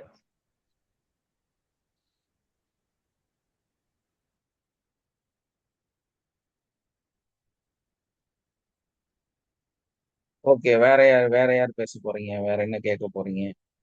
உங்களுக்கான நாட்கள், உங்களோட சந்தேகங்கள், உங்களோட இதெல்லாம் கேட்கறதுக்கான டைம் இந்த இது. சார் பேசுங்க. ஒத்த தலைவலி எதுக்கு சார் வருது? ரத்த தலைவலி ஆமா. எதுக்கு ஆ, வருதுங்கிறது நீங்களே உட்கார்ந்து ஆலோசனை எனக்கு பண்ணி ஒரு டவுட். ஏன்னா நீங்களே பார்த்திருப்பீங்க, தமிழ்நாடு கர்நாடகா சண்டை போட்டுட்டு இருந்தாங்க இல்லைங்களா? ஆமா. அந்த விஷயம் வந்துட்டு நான் அன்னைக்கு இது இன்ஸ்டால கண்டினியூஸா அதை 2 3 நாளா பார்த்துட்டு இருந்தேன். என் ஃப்ரெண்ட்ஸ் எல்லாம் அப்புறம் அனுப்பிச்சிட்டே இருந்தாங்க, நீ பெங்களூருக்கு வர முடியாதுன்னு நல்லா சொல்லிட்டு. அதெல்லாம் கேட்க கேட்க உண்மையிலேயே எனக்கு தலைவலியே வந்துச்சு, ஒத்த தலைவலியே. ஒருவேளை அந்த நெகட்டிவ்னாலயா என்ன ஏதுன்னு தெரியல, அதனால கேட்டேன். அதாவது இப்போ நம்ம வந்து ஆக்சுவலா நல்லா தான் இருக்கிறோம். எல்லாமே வந்து நம்ம தான் உருவாக்கு. நம்ம வந்து நம்மளை சுத்தி என்ன நடக்குதுன்னு நம்ம ஃபீல் ஆகுறோமோ அதுதான் இந்த உலகம். ஏன்னா நம்ம கண்ணை மூடனா அதுக்கப்புறம் இந்த உலகமே இங்க இல்ல, சூன்யமா மாறிடுது. நம்ம உடம்பு வந்து ரெஸ்ட்டுக்கு போயிடுது, நம்ம வந்து வேற உலகத்துக்கு போயிடும். ஸோ இந்த பூமியிலேயே நம்ம இல்லாதவர்களாக மாறும். அப்படி இருக்கும்போது நம்ம ஒரு விஷயத்த சிந்திச்சா மட்டும்தான் அந்த நிகழ்வுக்குள்ளார நம்ம போவோம். நம்ம அந்த நிகழ்வை வந்து சிந்திக்கவே இல்லைன்னா நம்ம அந்த உலகத்துக்குள்ளாரையும் போகவே மாட்டோம். ஸோ நம்ம அதை வந்து தெளிவா புரிஞ்சுட்டோம்னா, இப்போ ஒரு ஒரு பெரிய வார் சிச்சுவேஷன் ஒரு இடத்துல நடந்துட்டு இருக்கு, ஏதோ ஒரு நாட்டுல ரொம்ப தூரத்துக்கு அந்த பக்கமா நடக்குது. நம்ம அதை பத்தி நிறைய கேதர் பண்ணி அதை பத்தி ஃபீல் பண்ணி அந்த எமோஷனலுக்குள்ளார போகும்போது உண்மையிலேயே நமக்கு பக்கத்துல வார் நடக்கிற மாதிரியும் அங்க ஏற்படக்கூடிய நஷ்டங்கள் நம்மளோட வாழ்க்கையில நடக்கிறதாகவும் உங்க வாழ்க்கை வந்து அப்படி மாறிடும். இப்போ வந்து ஒரு வார் சிச்சுவேஷன்ல இருக்கிறவருக்கு என்னெல்லாம் நஷ்டம் வருமோ, என்னெல்லாம் பிரச்சனை வருமோ அதெல்லாம் உங்க வாழ்க்கையிலயும் வர ஆரம்பிச்சு. ஸோ அதே மாதிரி தான் இப்போ இந்த கர்நாடகா பிரச்சனை அப்படின்ட்டு நீங்க அதை பத்தி சிந்திக்கும் போது அந்த நிகழ்வு நடந்தா என்னெல்லாம் பிரச்சனைகள் வருமோ அது இன்னைக்கே உங்களுக்கும் வந்து புரியுதா?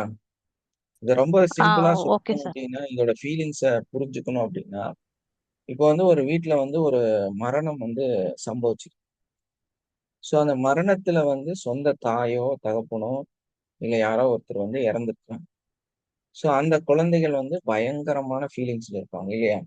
அந்த துக்கத்துல இருப்பாங்க, அழுகையில இருப்பாங்க, சங்கடத்துல இருப்பாங்க. அந்த உறவினர்கள், அதாவது அந்த ரொம்ப ரத்த பந்தம் இருக்கக்கூடிய 2 3 பேர் வந்து ரொம்ப ஃபீல்ல இருப்பாங்க. அதே டைம்ல அதே வீட்ல அதே இடத்துல அந்த இறந்து போனவரோட சித்தப்பாவோ பெரியப்பாவோ மாமாவோட ஒண்ணு விட்ட மாமா ஒருத்தர் அங்க வந்திருப்பார். ஸோ அவரு வந்து ஜஸ்ட் ஒண்ணு, ஏன்னா இங்க உயிரோடு இருக்கிற மனிதர்களுக்கு தெரியணும், நான் வந்து உங்க துக்கத்துல பங்கேற்று இருக்கேன், உங்க துக்கத்தை நான் ஷேர் பண்ணியிருக்கிறேன் அப்படிங்கிற ஒரு என்ட்ரி, அதாவது ஒரு ரிஜிஸ்டர்ல கையெழுத்து போடுற லெவல் அவர் வந்து அந்த இடத்துக்கு வராரு. வந்து தலையை காமிச்சிட்டு போவார். என்ன சொல்லுவாங்க, நம்ம இவனுக்கு தலையை காமிச்சிட்டு இருக்காரு. ஸோ இங்க ஃபீலிங்ஸ் இல்ல, அழுகை இல்ல, துக்கம் இல்ல, கவலை இல்ல, உணர்வுகள் இல்ல, சங்கடங்கள் இல்ல, ஒண்ணுமே இல்ல இல்லையா? இவர் எதுக்கு வந்திருக்கிறாரு? சும்மா தலை காமிச்சிட்டு போலான்னுட்டு. நீங்களே அப்படி எத்தனையோ அட்டன் பண்ணியிருக்கீங்க. ஓகே நான் சொல்றது வந்து கல்யாண வீடு, மரண வீடு. ஓகே. செஞ்சீங்களா இல்லையா? ஆமா சார். அப்ப ஏன் உங்களுக்கு அந்த ஃபீலிங்ஸ் வரல? ஏன் உங்களுக்கு அந்த துக்கம் வரல? ஏன் உங்களுக்கு அந்த அழுகையோ குமறலோ வலியோ எதுவுமே இல்ல? அது முதல்ல நடந்து போச்சு, மறுபடியும் அதுக்கு ஒண்ணும் பண்ண முடியாது. நெக்ஸ்ட் என்னன்னா உங்க நம்ம அம்மாவுக்கு மட்டும் எமோஷனல் வர- ஜீரோ ஆயிடுச்சு இப்போ. அது ஒரு இல்ல உங்க விஷயம். அம்மாக்கு உங்க பாட்டிக்கு உங்க வீட்டுல இருக்கிறவங்களுக்கு மட்டும் ஏன் அந்த ஃபீலிங்ஸ் வர மாட்டேங்குது? ஏன் இந்த வார்த்தை அப்படி வர மாட்டேங்குது? அவங்க ரொம்ப அட்டாச்சா இருந்தாங்கல்ல சார் அங்க கூடவே. ஏதாவது அப்படி இல்ல, நம்மளோட உலகம் வந்து அதுவாக இருக்கு. So okay. நமக்கு அந்த ஃபீலிங்ஸ் இருக்கு. இப்ப ஓகே நம்மளோட சார். உலகத்துல அது இல்ல, ம். இல்லையா? ஆமா அப்ப சார். எதை நம்ம உணர்றோமோ, எதை வந்து நம்மளுடைய உணர்வுகளாக, நம்மளோட ஃபீலிங்ஸாக, நமக்குள்ள உணர்றோமோ, அப்பதான் அது வந்து அந்த பொருளாக மாறுது. ஏன்னா அவங்க ஓகே. வந்து அந்த துக்கத்தை அவங்களுடைய ஒரு இழப்பா அவங்க பாக்குறாங்க. அதனால அவங்க அவ்வளவு ஃபீலிங்ஸ்ல இருக்காங்க. நீங்க ஜஸ்ட் ஒரு தலை காமிக்கிறவருக்கு அந்த அந்த உணர்வு உங்களுக்கானதுங்கிறது இல்ல உங்களுக்கு. சோ அப்போ உங்களுக்கு அது பிரச்சனை இல்ல. நீங்க நார்மல்ல தான் இருப்பீங்க, நீங்க சிரிச்சுட்டு தான் இருப்பீங்க, என்ஜாய் பண்ணிட்டு தான் இருப்பீங்க. அங்க எந்த விதமான சங்கடங்களுமே இருக்காது. புரியுதுச்சா? Okay sir. ஒரு ஒரு இடத்துலயுமே இதுதான். எப்ப நம்ம ஒரு விஷயத்த பத்தி ஆழமா சிந்திச்சு அந்த சிந்தனைக்குள்ளார போய் அதுல அடாப்ட் ஆகுறோமோ, அப்ப நமக்கு கவலை வரும், துக்கம் வரும், சங்கடம் வரும், அழுக வரும், ஃபீலிங்ஸ் வரும், கோவம் வரும், தலைவலி வரும், இடுப்பு வலி வரும், எல்லாமே வரும். நீங்க உங்க ஃபீலிங்ஸ கண்ட்ரோல் பண்ணிட்டு, இது எனக்கானது அல்ல, இது நான் அல்ல, இந்த புரிதல் வரணும். 2 மாநிலங்களுக்கு இடையில இந்த பிரச்சனை ஓடுது அப்படிங்கும்போது, அந்த ரோட்ல நின்னு சண்டை போடுறவனுக்கு தான் அந்த ஃபீலு. நீங்க ரோட்டுக்கே போல. உங்களுக்கு என்ன ஃபீலு?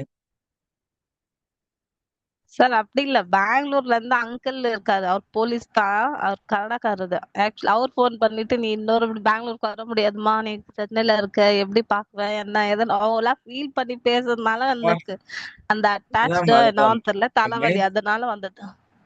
இந்த மனிதர்களுக்கு உள்ளார ஏற்படக்கூடிய அந்த நிகழ்வு உங்க 2 பேத்துக்கு தான் பிரச்சனை. லட்சக்கணக்கான பேர் இன்னைக்கு இங்க இருந்து அங்க போயிட்டு தான் இருக்கிறாங்க, அங்க இருந்து இங்க வந்துட்டு தான் இருக்காங்க.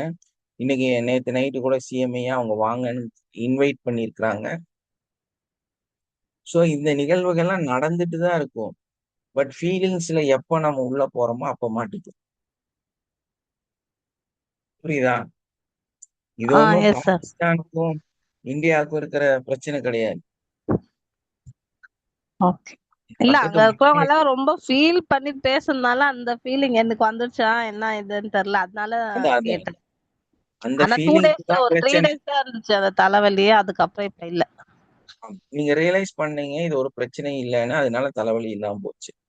நீங்க அந்த உணர்வு ஆமா சார். சங்கங்களுக்குள்ளார போக ஆரம்பிச்சீங்க, உங்களுக்கு அந்த பிரச்சனை. இப்ப நானெல்லாம் வந்து கேரளால இருந்தேன், கேரளால இருக்கிறேன், தமிழ்நாட்டுல நான் இருக்கிறேன் இல்லையா?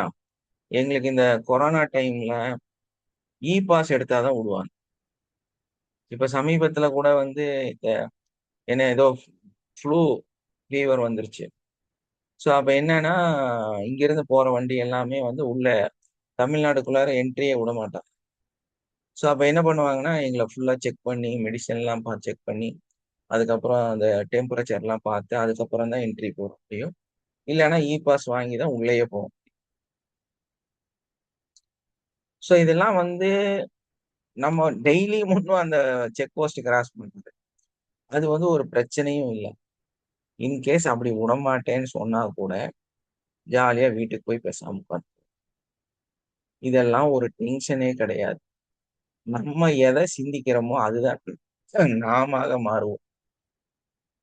நம்மளோட எமோஷன் எல்லாமே அப்படிதான், பிரச்சனைகள் எல்லாமே அப்படிதான். அப்ப நம்ம என்ன பண்ணணும்? என்ன புரிஞ்சுக்கணும்? நம்ம இந்த உலகமே அப்படிதான். நீங்க ஒரு ரூம்குள்ள உட்கார்ந்துட்டு, இப்ப நீங்க ஒரு இடத்துல இருக்கிறீங்களா, ரோட்ல என்னெல்லாம் நடந்துட்டு இருக்கு, உங்களுக்கும் அந்த ரோட்ல நடக்கிற நிகழ்வுக்கு ஏதாவது சம்மந்தம் இருக்கா? இல்ல சார். இப்போ உங்களுக்கும் எதுக்கும் சம்மந்தம் இருக்குது? உங்க வீட்டுக்குள்ள என்ன நடக்குதோ உங்களுக்கும் தான் அந்த ரிலேஷன் இருக்கு இல்லையா? அந்த ஆமா சம்மந்தம் சார். இருக்கு. அந்த ரோட்ல நடக்கிறதுக்கும் உங்களுக்கு ஏதாவது சம்மந்தம் இருக்குதா? இல்ல இல்ல சார். இப்ப நீங்க ரோட்டை பத்தி சிந்திக்கிறீங்கன்னு வைங்களேன். இப்ப நீங்க வந்து உங்க காம்பவுண்ட் வால்ல ஒருத்தர் கார் வந்து இடிக்கிறாரு, பைக்கை வந்து தள்ளி விடுறாரு, இப்படின்னு உங்க வீட்டு வாசல்ல நீங்க ஏதோ வண்டி வச்சிருக்கீங்க, அத ஒருத்தர் வந்து சீட்டை கிழிச்சிட்டு போறாரு, இப்படியும் உங்களுக்கு ஒரு பயம் வருது. அப்ப என்ன ஆகும்? உடனே போய் வெளியே பார்ப்போம். இது ஆமாவா அந்த இல்லையான்ட்டு அந்த தேடும். அந்த டென்ஷன் எல்லாம் வந்துருச்சு அவங்களுக்கு.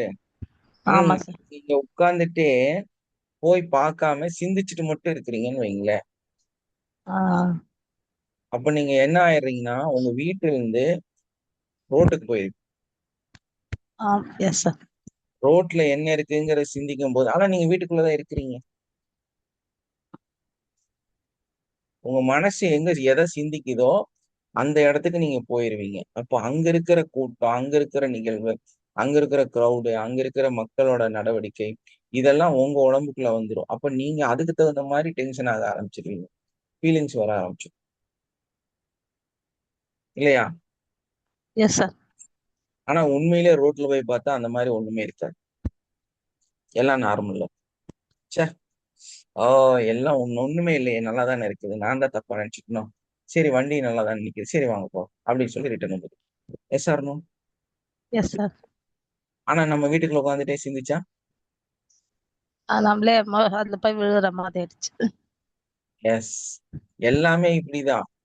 நம்ம எதை பத்தி சிந்திக்கிறோமோ நம்ம அந்த பொருளாக மாற ஆரம்பிச்சிரும். அந்த டென்ஷன்லாம் நம்ம இப்ப பெங்களூர்ல இந்த மாதிரி நடக்குது, இங்க சென்னையில இருக்கு, நம்ம போறோம் வரோம். ரொம்ப சிம்பிள். நடக்கிறதா நடக்க போகுது. பிரச்சனைனா நம்ம போக மாட்டோம், பிரச்சனை இல்லைன்னா நம்ம போக போறோம். ஏன்னா அவங்களே ஆல்ரெடி கூப்பிட்டு சொல்லிடுவாங்க, வர்றவங்க எல்லாம் அடிக்கிறாங்க, தயவு செஞ்சு வராதீங்க, இல்லையா? ஆமா சார். அவ்வளவுதான் விஷயம். நம்ம அங்க போக போறது இல்லை. நம்ம போகலைன்னா நமக்கு பிரச்சனை இல்லை. நம்ம போகும்போது பிரச்சனை இல்லை, சிம்பிளா போய் சிம்பிளா வந்துடுவோம், இல்லையா? ஆமா சார். Yes sir. ஏன்னா அதையே தொழிலா வச்சிருக்கிற எத்தனையோ டிராவல்ஸ்காரங்க இருக்காங்க, எத்தனையோ கார் வச்சிருக்கிற யூபர் மாதிரி கம்பெனிக்காரங்க இருக்கிறாங்க. இந்த மாதிரி கோடிக்கணக்கில் இன்வெஸ்ட் பண்ணவன் அங்க இருக்கிறான். ஜஸ்ட் மாமாவை பாக்குறதெல்லாம் ஒரு பிரச்சனையா? அவன் 1000 கோடி 500 கோடின்னு போட்டு அதுக்கு பின்னாடி உட்கார்ந்துட்டு இருக்கிறான். அவனுக்கெல்லாம் எவ்வளவு பிபி இருக்கும். சரக்கு கொடுத்துருக்குறாங்க, கோடிக்கணக்கான ரூபாயோட வியாபாரம் பண்ணி வச்சிருக்கிறாங்க. அவங்களுக்கெல்லாம் காசு சேருமா? இல்ல அங்கிருந்து கொடுத்து விட்ட சரக்குக்கெல்லாம் காசு போய் சேருமா? எத்தனை பேத்துக்கு எத்தனை பிரச்சனை இருக்கு இல்லையா? ஆமா சார். இது அவனுக்கு ஒரு என்னன்னா மாமா ஹோல் பாக்குறது ஒரு பிரச்சனை. ஃபேமிலி அங்க இருக்கு இல்ல சார் நம்மளுது. நான் மட்டும் தான் சென்னையில அதான் இருக்கேன்ல, cancel. அதனால அவங்க ஃபீல் பண்ணி 3 நாளா கால் பண்ணி 3 நாளா அவங்க ஃபீல் பண்ணிட்டாங்க எல்லாருக்கும். இப்ப ஒண்ணுமே இல்லாததுக்கு அவங்க ஃபீல் பண்ணிட்டாங்க. அதுதான் இதுதான் சொல்றேன். அவங்களோட அதுதான் நம்ம எமோஷனல் எடுத்துன்னு வந்து அட்டாச்மெண்ட். எங்க மேல போட்டுட்டாங்க. அதைத்தான் நம்ம அட்டாச்மெண்ட் டிட்டாச்மெண்ட் எல்லாம் சொல்றோம். இந்த மாதிரி அதான் அதான். ஃபீலிங்ஸ் வரும்போது நம்ம ஒதுங்கி நிக்கிறோம், 2 கையும் விரிச்சிட்டு, அப்பா இதெல்லாம் ஒண்ணுமே கிடையாது அப்படிங்கறத நம்ம ஆமா. புரிஞ்சுக்கணும். பாருங்க, ஒரு சரி ஒரு சரி. காண்டி டிராவலோ இல்ல பர்வீன் டிராவலோ இல்ல அந்த என்ன உங்க சென்னை டு இது நிறைய டிராவல்ஸ் ஓடுது இல்லையா? சோ ஆமா அவங்களாம் சார். எத்தனை கோடி ரூபாய் இன்வெஸ்ட் பண்ணி வச்சிருக்காங்க. சோ அவங்க நிலைமையெல்லாம் மனசுல நினைச்சு பார்த்தா இதெல்லாம் ஒண்ணுமே இல்லை இல்லையா? Yes sir. இந்த மாசம் போக மாட்டீங்களா இருக்கும், அடுத்த மாசம் போக போறீங்களா இருக்கும். அவ்வளவுதான் விஷயம். Correct. Thank you sir. Thank you, thank you. Sir எனக்கு ஒரு டவுட் இருக்கே சார். ம். எனக்கு வீட்டுக்கு எங்க பார்த்தாலும் பாம்பு இருக்கிற மாதிரி விஷுவல் மாதிரி காமிக்குது. ஏன், அது ஏன் சார்? உங்க எதிரிகள் அதுக்கெல்லாம் ஹீலிங் கொடுங்க.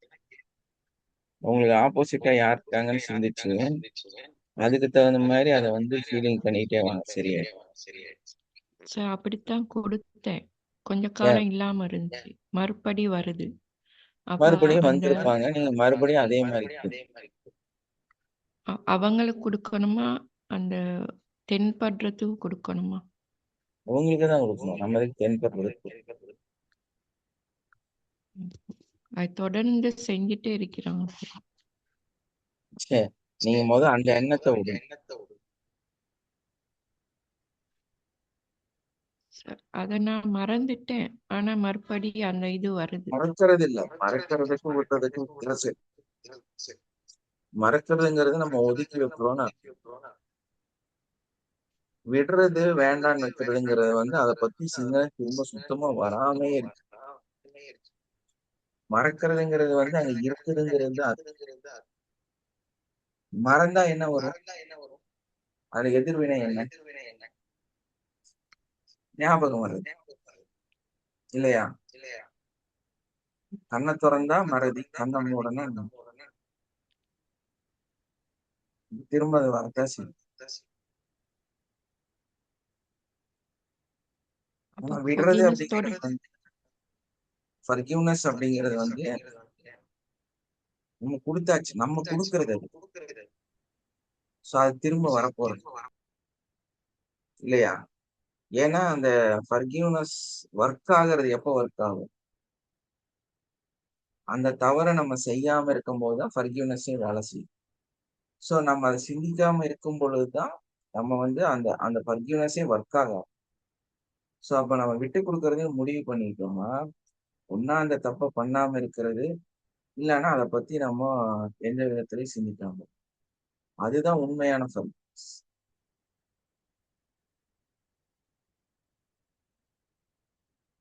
மறக்கிறதுங்கிறது ஒரு டெம்பரவரி. சார் அதை பத்தி சிந்திக்கவே இல்லை, ஆனா திடீர்னு மறுபடியும் அது ஸ்டார்ட் ஆகிருச்சு.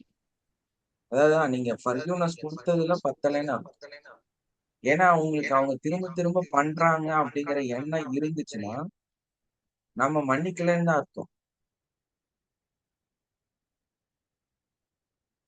ஏன்னா இப்போ மன்னிச்சிட்டோம்னு வைங்கள ஒருத்தர், அப்போ அவங்க அவங்க கூட நமக்கு நல்ல நட்பு ஏற்படணுமா வேண்டாம் சார்?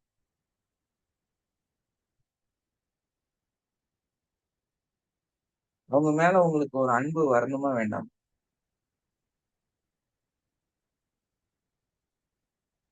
அந்த அன்பும் நட்பும் உறவும் வந்துருச்சுன்னா அவங்க நல்லவங்களா தானே மாறி இருக்காங்க. சார் பரிதாபம் தான் வருது சார். அங்கதான் ப்ராப்ளமே. பரிதாபம் வர்றதுனாலதான் பிரச்சனையே. நீங்க அந்த ஒரு உறவை ஏற்படுத்தல.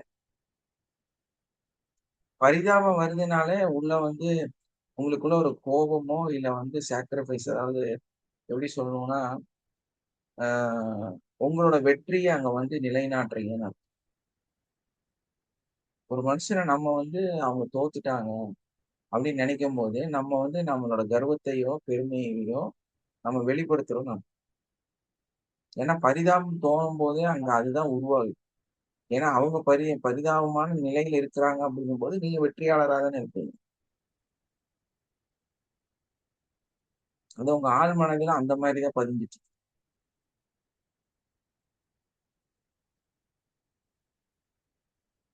இதெல்லாம் மாத்தணுமா? பத்தாது. புரியுதா ஷியாமா? Okay sir. உணர்வுகளுக்கு மதிப்பு கொடுங்க.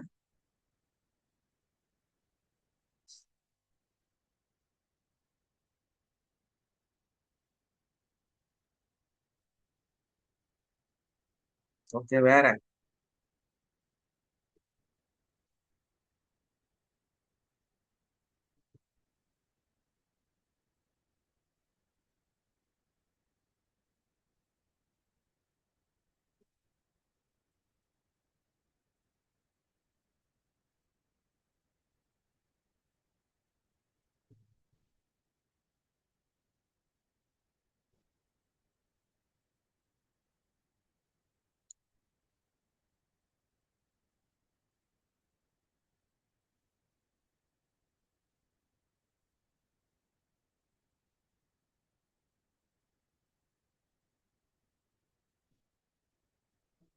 வேற யாராவது வேற ஏதாவது பேசுங்க, கேளுங்க.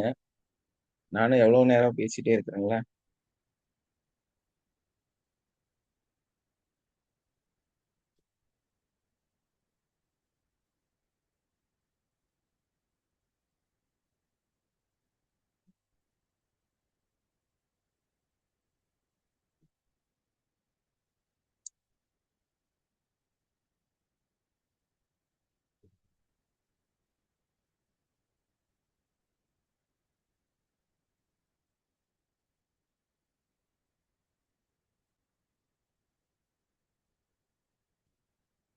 சரி, ஓகே.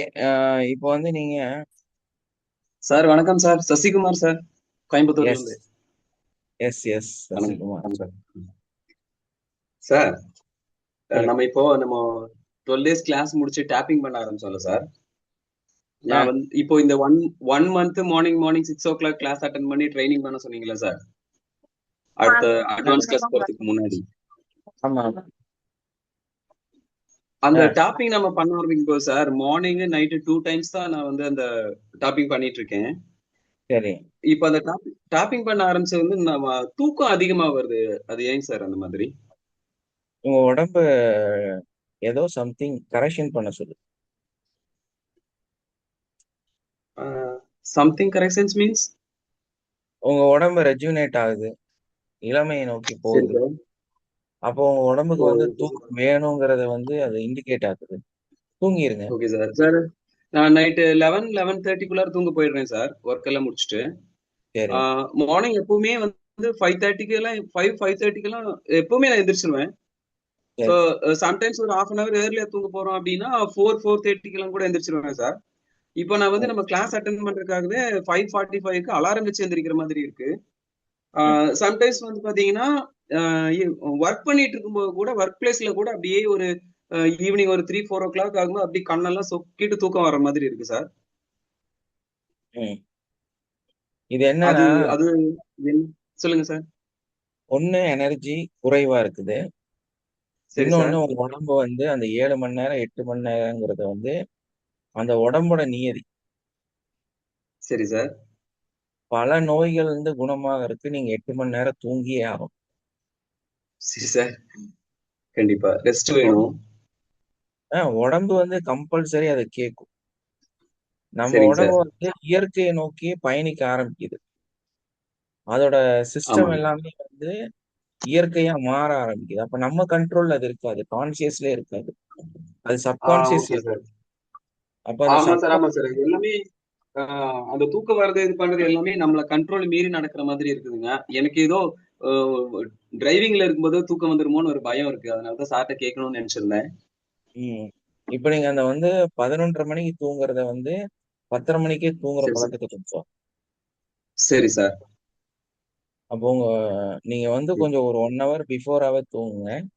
7 சரி 8 மணி சார். நேரம் தூங்குற வழிகளை வந்து ஏற்படுத்து. நீங்க ஒரே ஒரு சரி தடவை சார். நல்லா பிரீஃபா நல்லா தெளிவா ஒரு 7 8 மணி நேரம் தூங்கி பழகிட்டீங்கன்னா, அதுக்கப்புறம் சரி உங்க சார். எனர்ஜி லாஸோ உங்களை எதுவுமே வரவே வராது. ஓ சரி சார். படுத்தா எந்த டிஸ்டர்பன்ஸுமே இல்லாம ஒரு 2 செகண்டுக்கு ம். அப்புறம் நம்ம எந்திரிச்ச மாதிரி இருக்கும். ஓ சரி சார். நம்ம கண்ணை மூடுறத நமக்கு ஞாபகம் இருக்கணும். கண்ணு சரி திறக்கும் போது சார். 8 மணி நேரம் ஆயிருக்கணும். ஆனா நமக்கு வந்து ஒரு ஒரு செகண்ட் மாதிரி ஃபீல் ஆகும். ஓ சரி சார். சரி சார். அந்த அளவுக்கு அது ட்ரை ஆழ்ந்த பண்ணணும். உறக்கத்தை நம்ம கொண்டு வரணும். அப்போ அந்த ஆழ்ந்த உறக்கம் வரணும்னா பகல்ல எதுவும் அது தூங்காம கரெக்டா அந்த ஆமா அது இருந்ததுங்க சார். எப்படின்னா பாப்பா சின்ன குழந்தையா இருக்கும்போதே நம்மகிட்ட வந்துட்டா இல்லைங்களா? அதனால அஹ், என்னுடைய தூக்கம் வந்து ஒரு அவேர்னஸோடயே இருக்கும் இது நாள் வரைக்கும். ம், ஆமா பாப்பா கண்டிப்பா. தூங்குறாளா, கரெக்டா மூச்சு விடுறாளா, அவளுக்கு உடம்பு சரியில்லாம இருக்கா, நல்லா தூங்குறாளா, ரிலாக்ஸ், இது வந்து ஒரு மைண்ட்ல ஓடிட்டே இருக்குங்க அந்த ரூம்ல தூங்கிட்டே இருக்கும்போது. ஆனா இப்போ அவளும் கொஞ்சம் பெருசாயிட்டா. 4th ஸ்டாண்டர்ட் வரைக்கும் வந்துட்டா இல்லையா? அவளே கொஞ்சம் நல்லா பாத்துக்கிறா. பட் அதனால ம். எனக்கு கொஞ்சம் மனசு கொஞ்சம் ஆறுதலா இருக்கு. பட் இந்த கிளாஸ் எடுத்ததுல இருந்து வந்து தூங்குனா காலையில தான் எனக்கு முழிப்பு வருது. இடையில யாராவது டிஸ்டர்ப் பண்ணா மட்டும்தான் எனக்கு முழிப்பு வருது. அந்த அவேர்னஸோட கூட உறக்கம்லாம் இல்ல. நல்லாவே தூங்கிடுறேன். டீப்பா Correct. ஸ்லீப்பிங் போகுது சார். அதுதானே வேணும். நீங்க ஒரு சரி கோடி சார். ரூபாய் ஆனா கொடுத்தாலும் சரி, பக்கத்திலேயே அந்த மாத்திரை டே வாங்கி டைம்ல கையில வரதான் எனக்கு கொஞ்சம் இல்ல டே டைம் வர்ற காரணம் என்னன்னா இன்னும் ஒரு 1 hour 1/2 hour பத்தாம இருக்காங்க. சரி சார். அதை இன்க்ரீஸ் பண்ணுங்க, சரியாயிடும். சரி நான் ஃபாலோ பண்றேன் சார். ஓகே. எல்லாமே தேங்க்யூ சார். கான்சியஸா தான் நடக்கும். சரி சார். நம்மளோட நிலை புரியாம சப்கான்சியஸ்ல தான் நடக்கும். ஏன்னா இது எல்லாமே சரி சார். சரி. Automation system. சோ நம்ம உடம்பு ஓகே. நம்மள அது என்ன தேவையோ அது மாதிரி அதே மாதிரி எண்ணங்கள் தான் மெயினான காரியம். சார். ஓகே அதாவது சார். நம்ம ஓகே சார். வந்து நான் ரொம்ப டீப்பா தூங்குறேன், இது எனக்கு வந்து தப்ப கொடுக்குது, எனக்கு வந்து கஷ்டத்தை கொடுக்குது அப்படின்னு நீங்க ஃபீல் ஆனீங்கன்னா அந்த மாதிரி கஷ்டமும் தப்பு எல்லாமே நடக்கிறதா உங்களுக்கு தோணும். பட் அதே சரி சார். டைம்ல நன்மைக்கு தான் நடக்குது, நான் நல்லா தான் தூங்குறேன், இது எனக்கு ஒரு ம், சிறப்பை தான் ம். கொடுத்தது. இன்னும் நான் வந்து ஆரோக்கியத்தை நோக்கி பயணிக்கிறேன் அப்படிங்கிற ஆ, எண்ணத்தை நம்ம கொண்டு வரும்போது ஆட்டோமேட்டிக்கா ஆ. நம்ம உடம்பு என்ன ஆகும்னா இன்னும் நல்ல ஒரு எனர்ஜிக்கு போக ஆரம்பிச்சிடும். Okay sir, okay sir, okay sir. So அப்ப நமக்கு நல்லது அப்புறம் அதே மாதிரி நடக்குது. நம்ம மார்னிங் கிளாஸ்ல டாப்பிங் பண்றோம்ல சார், எஸ். மார்னிங் கிளாஸ்ல டாப்பிங் பண்ணும்போது சம்டைம்ஸ் சார் வந்து இந்த தம் ஃபிங்கருக்கெல்லாம் போகாமலே அதுக்கு முன்னாடியே வந்து கராட்டே சாப்புக்கு போயிடும்ல சார். ஸோ அது வந்து என்னன்னு கேட்டீங்கன்னா அது அப்படி சில பர்டிகுலரா ஒவ்வொரு இதுக்கு இப்படி நான் நிறைய டைம் பார்த்திருக்கேன். நம்ம இந்த ஃபர்கியூனஸ் கிளாஸ் எடுக்கும் போதெல்லாம் நம்ம வந்து தம் ஃபிங்கருக்கு போகாமலே வந்து டைரக்டா டாப்பிங் இது போயிடுறோம். அது என்னன்னா அது சொல்லுங்க சார். டேப்பிங்கிறது வந்து ஆக்சுவலா முழுசா பண்ணுங்கிறது அவசியம் கிடையாது. சரி சார். ஒண்ணு. ரெண்டாவது விஷயம் ஓகே. என்னன்னா நம்ம இப்ப பெண்களுக்கு பண்றோம், வேற ஒரு மனுஷங்களுக்கு பண்றோம் அப்படின்னா அவங்களுக்கு வந்து நம்ம அந்த நெஞ்சு பகுதியிலயோ இல்ல அந்த மார்போட சைடு பகுதியிலயோ நம்ம பண்ண வேண்டாம் ஓகே அப்படிங்கறத சார். வந்து ஒரு 2 பாயிண்ட் வந்து வேண்டான்னு சொல்லி நம்ம அவாய்ட் பண்ணோம். அண்டர் தி சரி ஆர்ம்பிட் சார். சொல்றது எல்லாமே வந்து வேண்டான்னு சொல்லி. ம். ஸோ சரி இத சார். வந்து இத செஞ்சாலும் செய்யலைனாலும் ஒர்க் ஆகுங்கிறத புரிய வைக்கிறதுக்காக தான் அதுல அந்த மாதிரி ஒரு சிஸ்டத்தை ஓ, வச்சிருக்கோம். Okay sir, okay sir, okay sir, அதனால ஓகே. ஆம், அந்த அந்த பயமோ அந்த சிந்தனையும் உங்களுக்கு வரவே கூடாது. என்ன இருக்கிறதோ ஆ, அப்படியே ஓகே வந்து சார். ஏன்னா இது செஞ்சாதான் வரும் அப்படின்னு நினைச்சோம்னாலே டேப்பிங்கே தப்பா போயிடும். ஓ, சரி சார். Okay, okay. ஏன்னா நம்மளது எல்லாமே தாட்ஸ் தானே, சிந்தனைகள் தானே. ஆமாங்க. நம்ம சிந்தனையில என்ன நினைக்கிறோம் அப்படின்னா நான் வந்து அந்த ஃபுல்லா 17 பாயிண்ட் பண்ணாதான் எனக்கு இது ஒர்க் ஆகும் அப்படின்னு ஒரு சிந்தனையை நீங்க உள்ள கொண்டு வந்தீங்கன்னா மேபி நீங்க மறந்து ஒன்ன விட்டா கூட அது ஒர்க் ஆகாம போயிடும். ஒர்க் ஆகாம போயிடும். ஓகே சார், ஓகே சார், புரிஞ்சுது. ஏன்னா நம்ம தானே அஃபர்மேஷன் கொடுத்து வச்சிருக்கிறோம். Okay sir. ஆமா, அப்ப ஆமா. தப்பா இருந்தாலுமே எனக்கு வந்து ம், தவறுகள் அதுல இருந்தாலுமே நான் செய்யற ம். நிகழ்வு சக்சஸா தான் நடக்கும் அப்படின்னு நடக்கும். நமக்கு ஒரு எண்ணம் இருந்துச்சுன்னா, இதெல்லாம் ஒரு ஆ, விஷயம் இல்லைங்கிறது இருந்துச்சுன்னா நம்ம எப்படி செஞ்சாலுமே அது சக்சஸ் ஆயிடும். Okay sir, okay sir. So confident. அதையெல்லாம் உணர்த்துறதுக்குத்தான் அந்த வகுப்பு அப்படி வச்சிருக்கோம். ஆ, ஓகே சார், புரிஞ்சுது, புரிஞ்சுது. ஓகே, நன்றி சார், நன்றி, நன்றி. தேங்க்யூ அந்த கேள்வியை கேட்டதுக்காக. ஏன்னா ரொம்ப வருஷத்துக்கு அப்புறம் நன்றி சார். ஒருத்தர் இதை நோட் பண்ணி என்கிட்ட கேட்டிருக்கீங்க. ஓகே சார், நன்றி சார். ஸ்டார்டிங்ல கேட்டிருக்கிறாங்க. இல்ல சார், நீங்க நீங்க சொல்ற ஒவ்வொரு விஷயத்தையும் நீங்க சொல்லி முடிச்சதுக்கு அப்புறமும் யோசிக்கிறேன். சார் எதனால சொன்னாரு, இவ்வளவு தூரம் கரெக்டா சொன்னாரு. இப்ப கூட நீங்க வந்து இந்த களி சாப்பிடுறது, நிறைய ம், பேர் வந்து குதிரைவாலி தான் சாப்பிடணும், அதுதான் சாப்பிடணும்னு நிறைய பேரு ஃபுட்டோட அகாமடேஷனே அப்படி மாத்திக்கிறாங்க. ம். சோ அப்படிலாம் தேவையில்லை, நீ ரிலாக்ஸ்டா இருந்தாலே போதும் அப்படிங்கிற ஒரு நல்ல ஒரு இதெல்லாம் நீங்க சொல்லியிருக்கீங்க சார். அந்த மாதிரி நான் எல்லாமே நோட் பண்ணிட்டு தான் இருக்கேன். நீங்க சொன்ன பிறகு நான் அதை யோசிச்சு பார்ப்பேன். ஓ, இதுல எஸ். இவ்வளவு உண்மைகள் இருக்கு. நிறைய சார் நமக்காக எல்லாம் கலெக்ட் பண்ணி எல்லாம் சொல்றாரு. பட் எல்லாரும் இதை புரிஞ்சுட்டு பண்ணணும்னா இட்ஸ் ஓகே அப்படிங்கிறது தான் என்னுடைய தாழ்மையான கருத்து. எஸ் கண்டிப்பா. நன்றி சார், நன்றி sir. Thank you thank you. Thank you sir. Yes வேற. Sir good morning sir. Very good morning. எப்படி இருக்கீங்க? நல்லா இருக்கேன் சார், நல்லா இருக்கேன் சார். Yes S.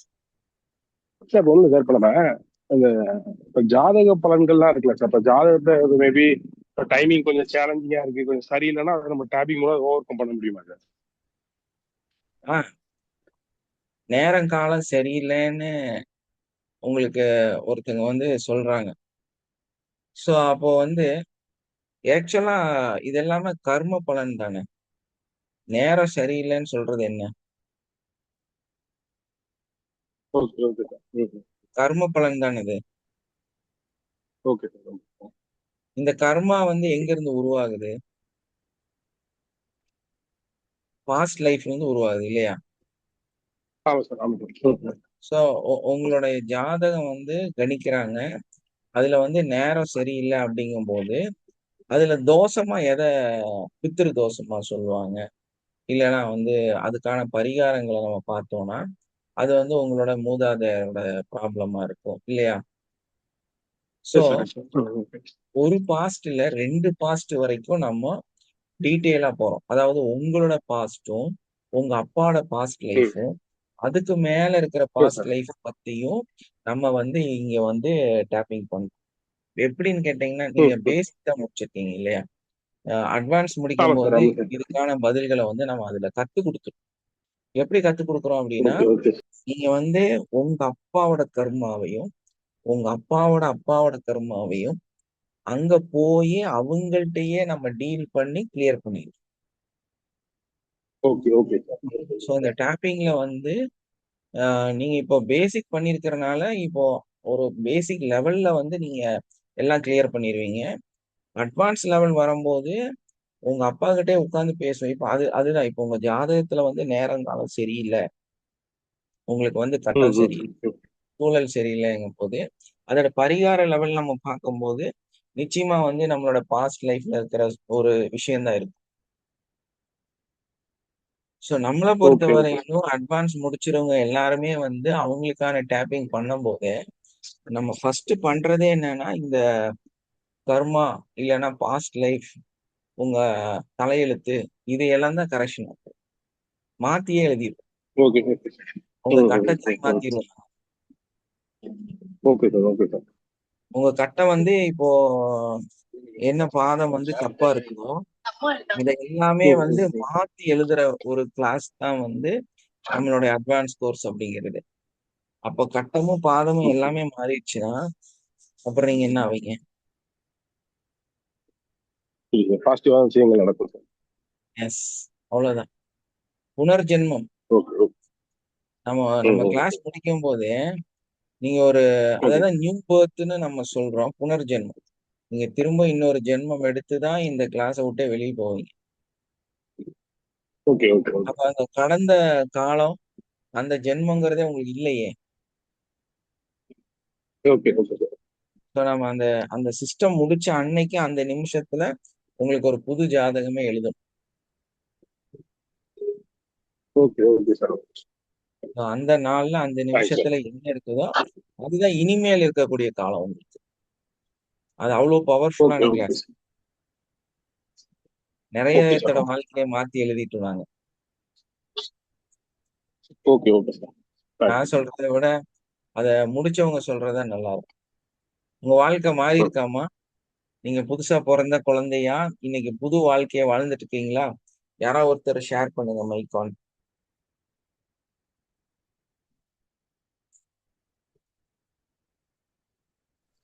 கண்டிப்பா சார். ஏன்னா நம்ம ஏடிசி கிளாஸ் பண்ணும்போது நீங்க ரீவயரிங் போது புதுசா பிறந்தோம்னு சொல்லும் போதே நீங்களே பார்த்திருப்பீங்க. என்னோட சிஸ்டர் பையனுக்கு பர்த்டே அன்னைக்கு கேக் கட் பண்ணோம். நம்ம அன்னைக்கு பர்த்டே செலிப்ரேஷனே பண்ணோம் டைரக்டா. அதே மாதிரி ரீமேரேஜ்ன்னு சொல்லும் போது நான் பெங்களூர்ல இருந்தேன். எங்க வீட்டுக்கார் சென்னையில இருந்தாங்க. அந்த டாபிக் நீங்க எடுக்கும்போது நான் பெங்களூர்ல இருந்து சென்னைக்கு ஒன் டே வந்தேன். அன்னைக்கு நீங்க அந்த டாபிக் எடுக்குவீங்கன்னு கூட தெரியல. ஆனா அன்னைக்கு நான் எங்க வீட்டுக்கார் பக்கத்துல உட்காந்துருக்கிறாரு. நான் கல்யாண ஆல்பம் பார்த்துட்டு இருக்கேன். நீங்க அந்த டாபிக் எடுக்குறீங்க ரீமேரேஜ்ன்னுட்டு. இதெல்லாம் எப்படி சார்? மிராக்கல் தான். நீங்க சொல்ற மாதிரி ரீபர்த் ரீமேரேஜ் எல்லாம் உண்மைதான் சார். அது அட்வான்ஸ் கோர்ஸ் தான் கண்டிப்பா இருக்கு. நல்ல ரிசல்ட் கிடைக்குது நம்மளுக்கு. அது டைரக்டா இன்ஸ்டன்டா கிடைக்குது. அது ஒரு பெரிய லெவல்ல எடுத்துட்டு போகுது நம்ம லைஃப் சேஞ்சஸ் எல்லா விதத்துல, ரிலேஷன்ஷிப் ஆகட்டும் எல்லாத்துலயுமே. அதெல்லாம் ரொம்ப நல்லா மிராக்கல்லாம் இன்ஸ்டன்டா கிடைக்கிறதுனால நம்மளுக்கு இன்னும் ஒரு நல்ல கான்ஃபிடென்ட் வருது. அது பண்ணும். அதான் சார். அது நம்ம டைரக்டா பார்த்திருக்கோம். நம்மளுக்கு நடந்திருக்கு, இன்னும் நடந்துட்டே இருக்கு. மிராக்கல் சொல்ல போனா சொல்லிட்டே போலாம். அந்த அளவுக்கு நடந்துட்டே இருக்கு. இப்ப கூட நீங்க நம்ப மாட்டீங்க, ரிலேஷன்ஷிப்க்கு நான் டேப்பிங் இந்த அட்வான்ஸ் கோர்ஸ் எல்லாம் ஜாயின் பண்ண இதாயிட்ட பிறகு எங்க வீட்டுக்காருக்கு கல்யாணம் என்னோட 2 பேரும் நாங்க சேர்ந்த மாதிரி போட்டோ நான் வைக்கவே மாட்டாரு எங்கேயுமே. இப்ப எங்க பாப்பா பர்த்டே அன்னைக்கு அவருக்கே தெரியல, கொலாஜ் மாதிரி போட்டோ கலெக்ஷன் பண்ணி ஃப்ரேம் போட்டு எடுத்துட்டு வந்து கொடுக்குறாரு சார் ஹால்ல மாட்டுறதுக்கு. இதுவே பெரிய விஷயம் இல்ல. இத்தனை 15 இயர்ஸ்ல அவர் பண்ணதே கிடையாது. இப்ப பண்ணோன்னா எனக்கே ஷாக். இதெல்லாம் எதனாலன்னா இந்த ஏடிசி நடக்குது. இதெல்லாம் ஒரு பெரிய பெரிய மிராக்கள் நடந்துட்டே இருக்கு, இன்னும் நடந்துட்டே இருக்கும். நடந்துடுச்சு அப்படிதான் நான் நினைக்கிறேன். அது ஒரு நாள் மிராக்கள் நடக்க நம்மளுக்கு சந்தோஷத்துல இருக்கும் போது அது ஒரு கான்பிடென்ட். யூனிவர்ஸ் நம்ம கூட இருக்கு, இந்த கிளாஸ் இருக்கு நம்மளுக்கு. இதுவே ஒரு பெரிய மிராக்கள். பவர்ஃபுல்லான கிளாஸ் இருக்கும்போது நம்ம எதை பத்தியும் கவலைப்பட வேண்டியது இல்லை சார். ஒரு ஒரு நாள் நடக்க நம்மளுக்கு அது மேல இன்னும் ஒரு இன்ட்ரெஸ்ட் அதிகமா ஆயிட்டே போகுது. அதான் இந்த ஏடிசி ரொம்ப நம்மளுக்கு ரிசல்ட் கொடுக்க அதை விட இன்னும் இன்ட்ரெஸ்டா இருக்கு. இன்னும் என்னென்னலாம் எதிர்பார்க்குறோமோ அதெல்லாம் வந்துட்டே இருக்கு. Thank you sir. தேங்க்யூ. எஸ், புரிஞ்சிருச்சிங்களா Palanikumar? Yes sir, yes sir, yes sir.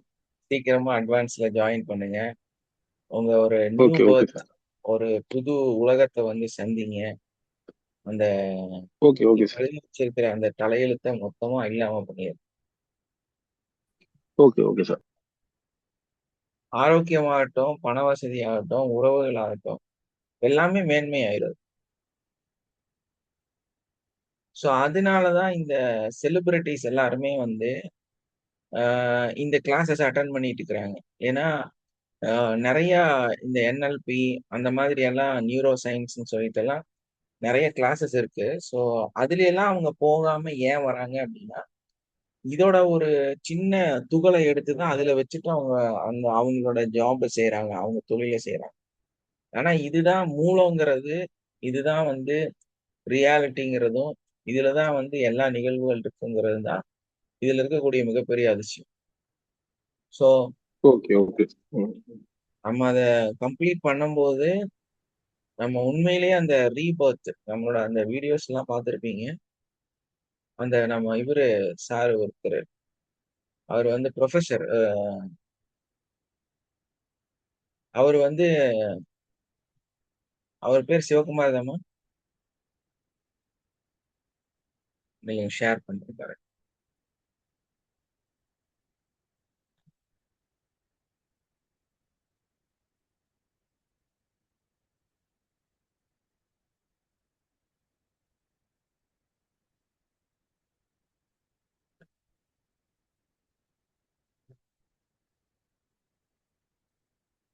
Vijay Dharman sir.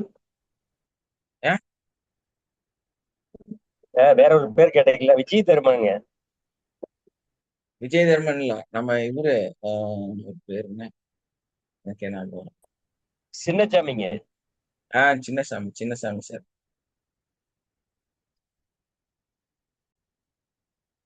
இவர்தான் சின்னசாமி சார். ஹாய் சார், எப்படி இருக்கீங்க? Very good morning. நம்ம கிளாஸை பற்றி என்னங்கிறது சொல்லுங்கள். இந்த 2 days ப்ரோக்ராம் உங்களுக்கு என்ன கொடுத்துச்சு? நீங்கள் வரும்போது எப்படி இருந்தீங்க? இன்னைக்கு இந்த கிளாஸ் உங்களை என்ன சேஞ்சஸ் பண்ணியிருக்குது? இனி வரக்கூடியவங்களுக்கு நீங்கள் என்ன சொல்ல விரும்புகிறீங்க இந்த கிளாஸை பற்றி? ஜஸ்ட் உங்கள் ஃபீலை சொல்லுங்கள். ஓகே? Yes sir. சார், ஆக்சுவலாக இங்கே வர்றதுக்கு முன்னாடி பேசிக் கிளாஸ் அட்டன் பண்ணும்போது நான் தாட் ப்ராசஸை பற்றி கொஞ்சம் ஐடியா தெரிஞ்சிச்சு. தாட் ப்ராசஸ் எப்படி கேன்சல் பண்ணுறது அந்த இதெல்லாம் டேப்பிங் கொடுத்துட்டு இருந்தோம். என்ன செய்ய போகிறாங்க, என்ன பண்ண போகிறாங்க, சார் ஏதோ சொல்லிக்கிட்டே இருக்காரு, திருப்பி ரீபர்த்து இதுன்னு சொல்லிட்டு இருக்காருன்னு சொன்னோம். இங்கே வந்த ஒட்டி தான் நம்மளுக்குள்ள என்ன எக்கோ இருக்குது, அதை எப்படி வெளியேற்றுறது அப்படிங்கிறதையும், நம்ம அம்மா வயிற்றுக்குள்ளே இருக்கும்போது அவங்க நம்மளை இது பண்ணும்போது என்னென்ன அளவுக்கு ஃபீல் பண்ணாங்கங்கிறத உண்மையிலேயே ஃபீல் பண்ணி அவங்க எதுக்காக கஷ்டப்பட்டாங்க கடைசியாக அப்படிங்கிறத அதை வந்து அப்படியே நம்ம அவங்களுக்காக நம்ம மன்னிப்பு கேட்கும்போது அம்மா அப்படியே ஒரு சந்தோஷம் ஆகுற மாதிரியும் நம்மளுக்கு வந்து ஒரு பெரிய பேர்டன் வந்து குறைஞ்ச மாதிரி நல்ல ஃபீலாக இருந்துச்சு. இந்த 2 நாள் கிளாஸ் உண்மையிலேயே சொல்லணும்னா அப்படியே சார் சொன்ன மாதிரி ஒரு நாள் குழந்தை இப்போ பிறந்தாச்சு, நாங்கள் பிறந்து கேக் வெட்டியாச்சு, நான் இப்போ ஒரு நாள் குழந்தை ஆகிட்டேன் அப்படிங்கிற சந்தோஷமான ஒரு மனநிலையில் அப்படியே இருக்கு. ஆனால் வரும்போது உண்மையிலேயே பார்த்தீங்கன்னா பலவிதமான ஸ்ட்ரெஸ் இருந்துச்சு. இப்போ வந்து I am feeling so happy. புதுசாக வரவங்க என்னென்னா, அதாவது இது சொல்லுவார், என்ன செய்வாங்க எது செய்வாங்கங்கள நம்பிக்கையோடு வாங்க, கிடைச்சதை எடுத்துகிட்டு போங்க. நான் தான் எல்லாத்துக்கும் சொல்லுவேன், ஒவ்வொருத்தட்டையும் ஒவ்வொன்று கிடைக்கும். எனக்கு என்ன கிடைச்சதோ, எனக்கு என்ன தேவையோ அது மட்டும் எனக்கு என்ன ஃபீல் பண்ணேன் அந்த மாதிரி தான் எடுத்துக்கோங்க. எல்லாரும் முதல்ல ஃபஸ்ட்டு ஃபீல் ஃப்ரீ, என்னால் வர முடியும்னு வாங்க. அப்போ தான் நானே இது வருவோமா வரமாட்டோமான்னு யோசிக்கும் போது எனக்கு வரணும்னு தாட் போட்டேன், அதுக்குரிய வழி கிடைச்சிச்சு, அது மூலிமா நான் வந்து சேர்ந்தேன். ஸோ முதல்ல இது ஜியோஜி சாருக்கும் இந்த இஎஃப்டி டேப்பிங் மெத்தடுக்கும் என்னோட மனமார்ந்த நன்றிகளை தெரிவிச்சுக்கிறேன். Thank you sir. புரியுதுங்களா?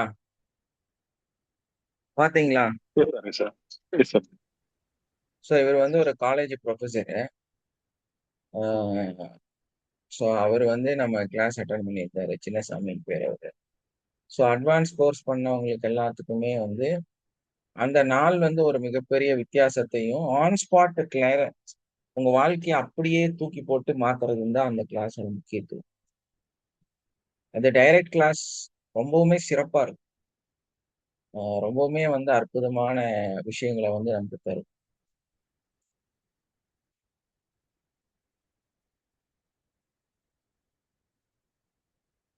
அது இல்லாம நம்ம நிறைய கிளாஸஸ் வந்து இப்போ இதுல ஆன்லைன்ல நான் பண்ணிட்டே தான் இருக்கோம். அட்வான்ஸ் கோர்ஸ்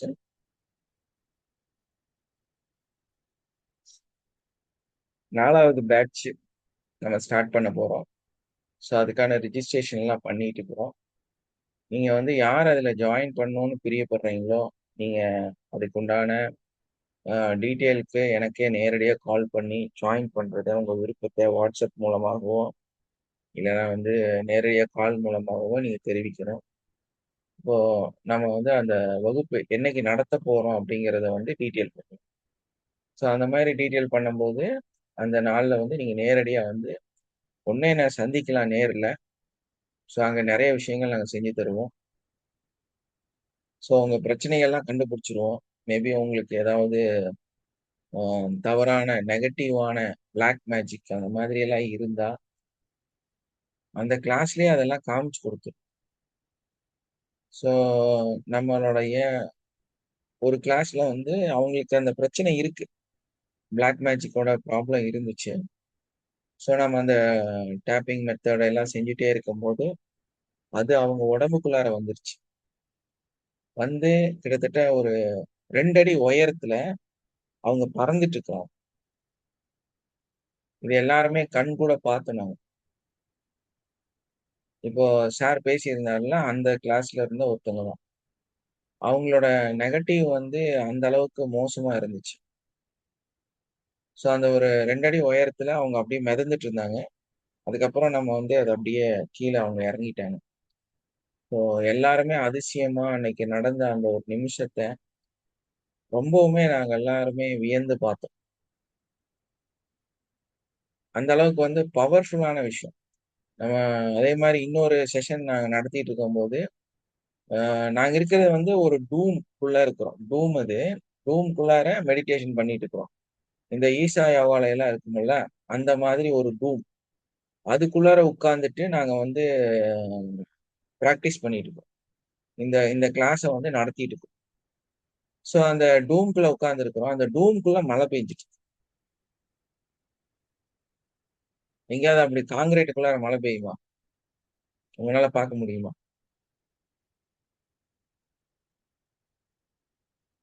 ஒருத்தர் 2 பேர் இல்ல, அங்க எத்தனை பேர் இருக்காங்களோ அத்தனை பேருமே மழையில நனைஞ்சிட்டு இருக்கிறோம். அது நல்லா ஃபீல் ஆகுது எல்லாத்துக்குமே. வந்து நம்ம மேல மழை பெய்யுது, அந்த மழை வந்து நம்ம தண்ணியா உழுகுது, அது நம்ம உடம்புல வலிஞ்சு போகுது, எல்லாமே வந்து எல்லாத்துக்கும் ஃபீல் ஆகுது. எல்லாருமே வந்து அதிசயமா நம்ம வந்து உட்கார்ந்துட்டு இருக்கோம். ஆனா அங்க தண்ணி மட்டும் இல்ல, எனர்ஜி வந்து மழையா பொழிஞ்சு.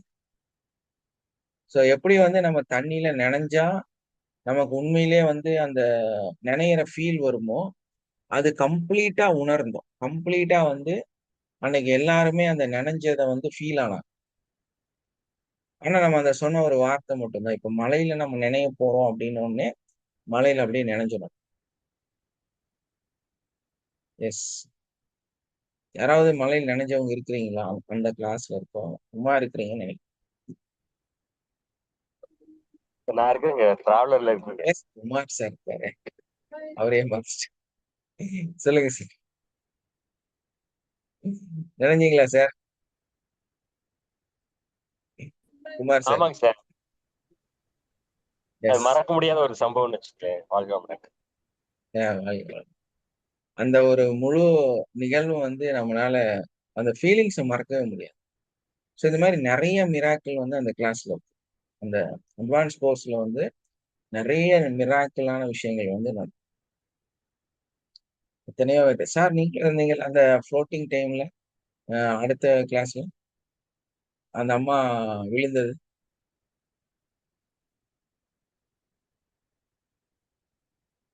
மைக் ஆஃப்ல இருக்கு சார். மைக்ல off. Mic on. Video on ஆயிடுச்சு, மைக் ஆஃப் ஆயிடுச்சு. சார் பஸ்ல பாட்டு பாடிட்டு இருக்குல்ல, அதனால கொஞ்சம் டிஸ்டர்ப் ஆகுது சார். கூட்டம் இருக்கு. Okay okay. நீங்க அந்த கிளாஸ்ல இருந்தீங்கல்ல, அந்த அம்மா அப்படியே அந்த ஆமா நான் இருந்தேங்க சார். அந்த 2 அடி உயரத்துல அவங்க பறந்தது பாத்தீங்கல்ல? அது பார்த்தேங்க. எஸ். அப்படியே மேல வந்து அப்படியே ஒரு முழங்காலுக்கு மேல அப்படியே இடுப்பு வரைக்குமே அப்படியே மிதக்கிற மாதிரி நின்றாங்க. Yes yes sir, thank you sir. So அந்த தேங்க்யூ அந்த சார். மாதிரி ஒரு வகுப்பு தான் அந்த வகுப்பு. ரொம்ப மிராக்கிளா இருக்கும். ரொம்ப எக்ஸ்ட்ரீம்ல வந்து எனர்ஜி ஃபீல் ஆகலாம். அந்த ஒரு எனர்ஜியுமே வந்து வேற மாதிரி ஒர்க் ஆகும். அதே மாதிரி உங்களோட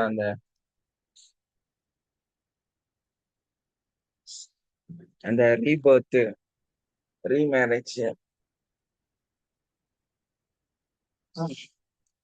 ரிலேஷன்ஷிப், ஸோ இதெல்லாமே வந்து அந்த நேரடியா அந்த நிகழ்வுகள் நாங்கள் காமிச்சு தருவோம். ஸோ அதனால யார் ஜாயின் பண்ணணும்னு நினைக்கிறீங்களோ உடனடியாக ரெஜிஸ்ட்ரேஷன் பண்ணுங்க. ஓகே சரி, ஓகே. வேற ஏதாவது பேசுறீங்களா இல்ல வைண்ட் அப் பண்ணிடலாம்?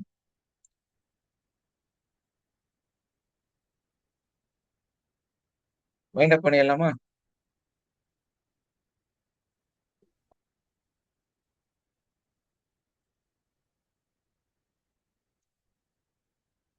வைண்ட் அப் பண்ணிடலாமா? Okay, thank you. தேங்க்யூங்க sir. Thank you. Thank you thank you. Okay sir, thank you sir. ரொம்ப நல்லா இருந்துங்க சார் இன்னைக்கு கிளாஸ். தேங்க்யூ சூப்பரா சார். இருந்துச்சு. Thank you. Yes ma'am, thank you. Thank you.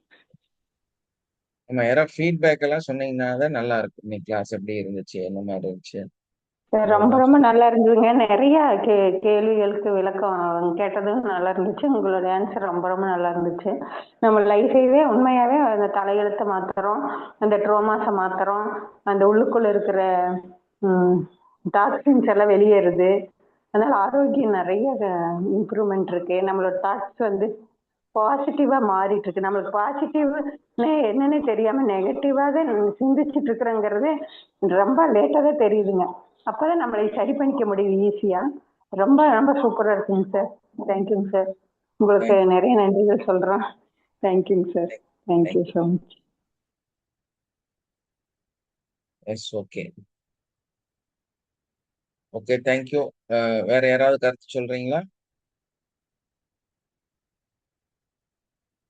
Yes ma'am. Good morning sir. Yes, good morning. ஆக்சுவலா வந்து என்னோட எக்ஸ்பீரியன்ஸ் எப்படின்னா டோட்டலி லைஃபே வந்து சேஞ்ச் ஆயிடுச்சு. இன்னும் என்னால நம்பவே முடியலைங்க சார். அது ஒவ்வொரு நாளும் நீங்க சொன்ன மாதிரி சொல்ல சொல்ல உங்களுக்கு வந்து அதிகமா அதே மாதிரி நிறைய நிகழ்வுகள் நடக்கும்னு சொன்னதுனால அது அது நீங்க சொன்னதுனால அது நான் திருப்பி திருப்பி யோசிச்சு பாக்குறேன்.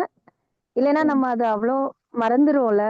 அதுவும் ஒரு சாதாரணம் அப்படி ஆயிடக்கூடாது அப்படிங்கிறதுக்காக நான் அந்த அந்த செகண்ட் அந்த நிமிஷம் திருப்பி திருப்பி நினைச்சு பார்க்கும்போது பயங்கர அதிசயமா இருக்கு சார். நீங்க புது வேர்டு மேட்ரிக்ஸ் ரீஇம்பிரிண்டிங், எக்கோ ஹீலிங் எல்லாமே.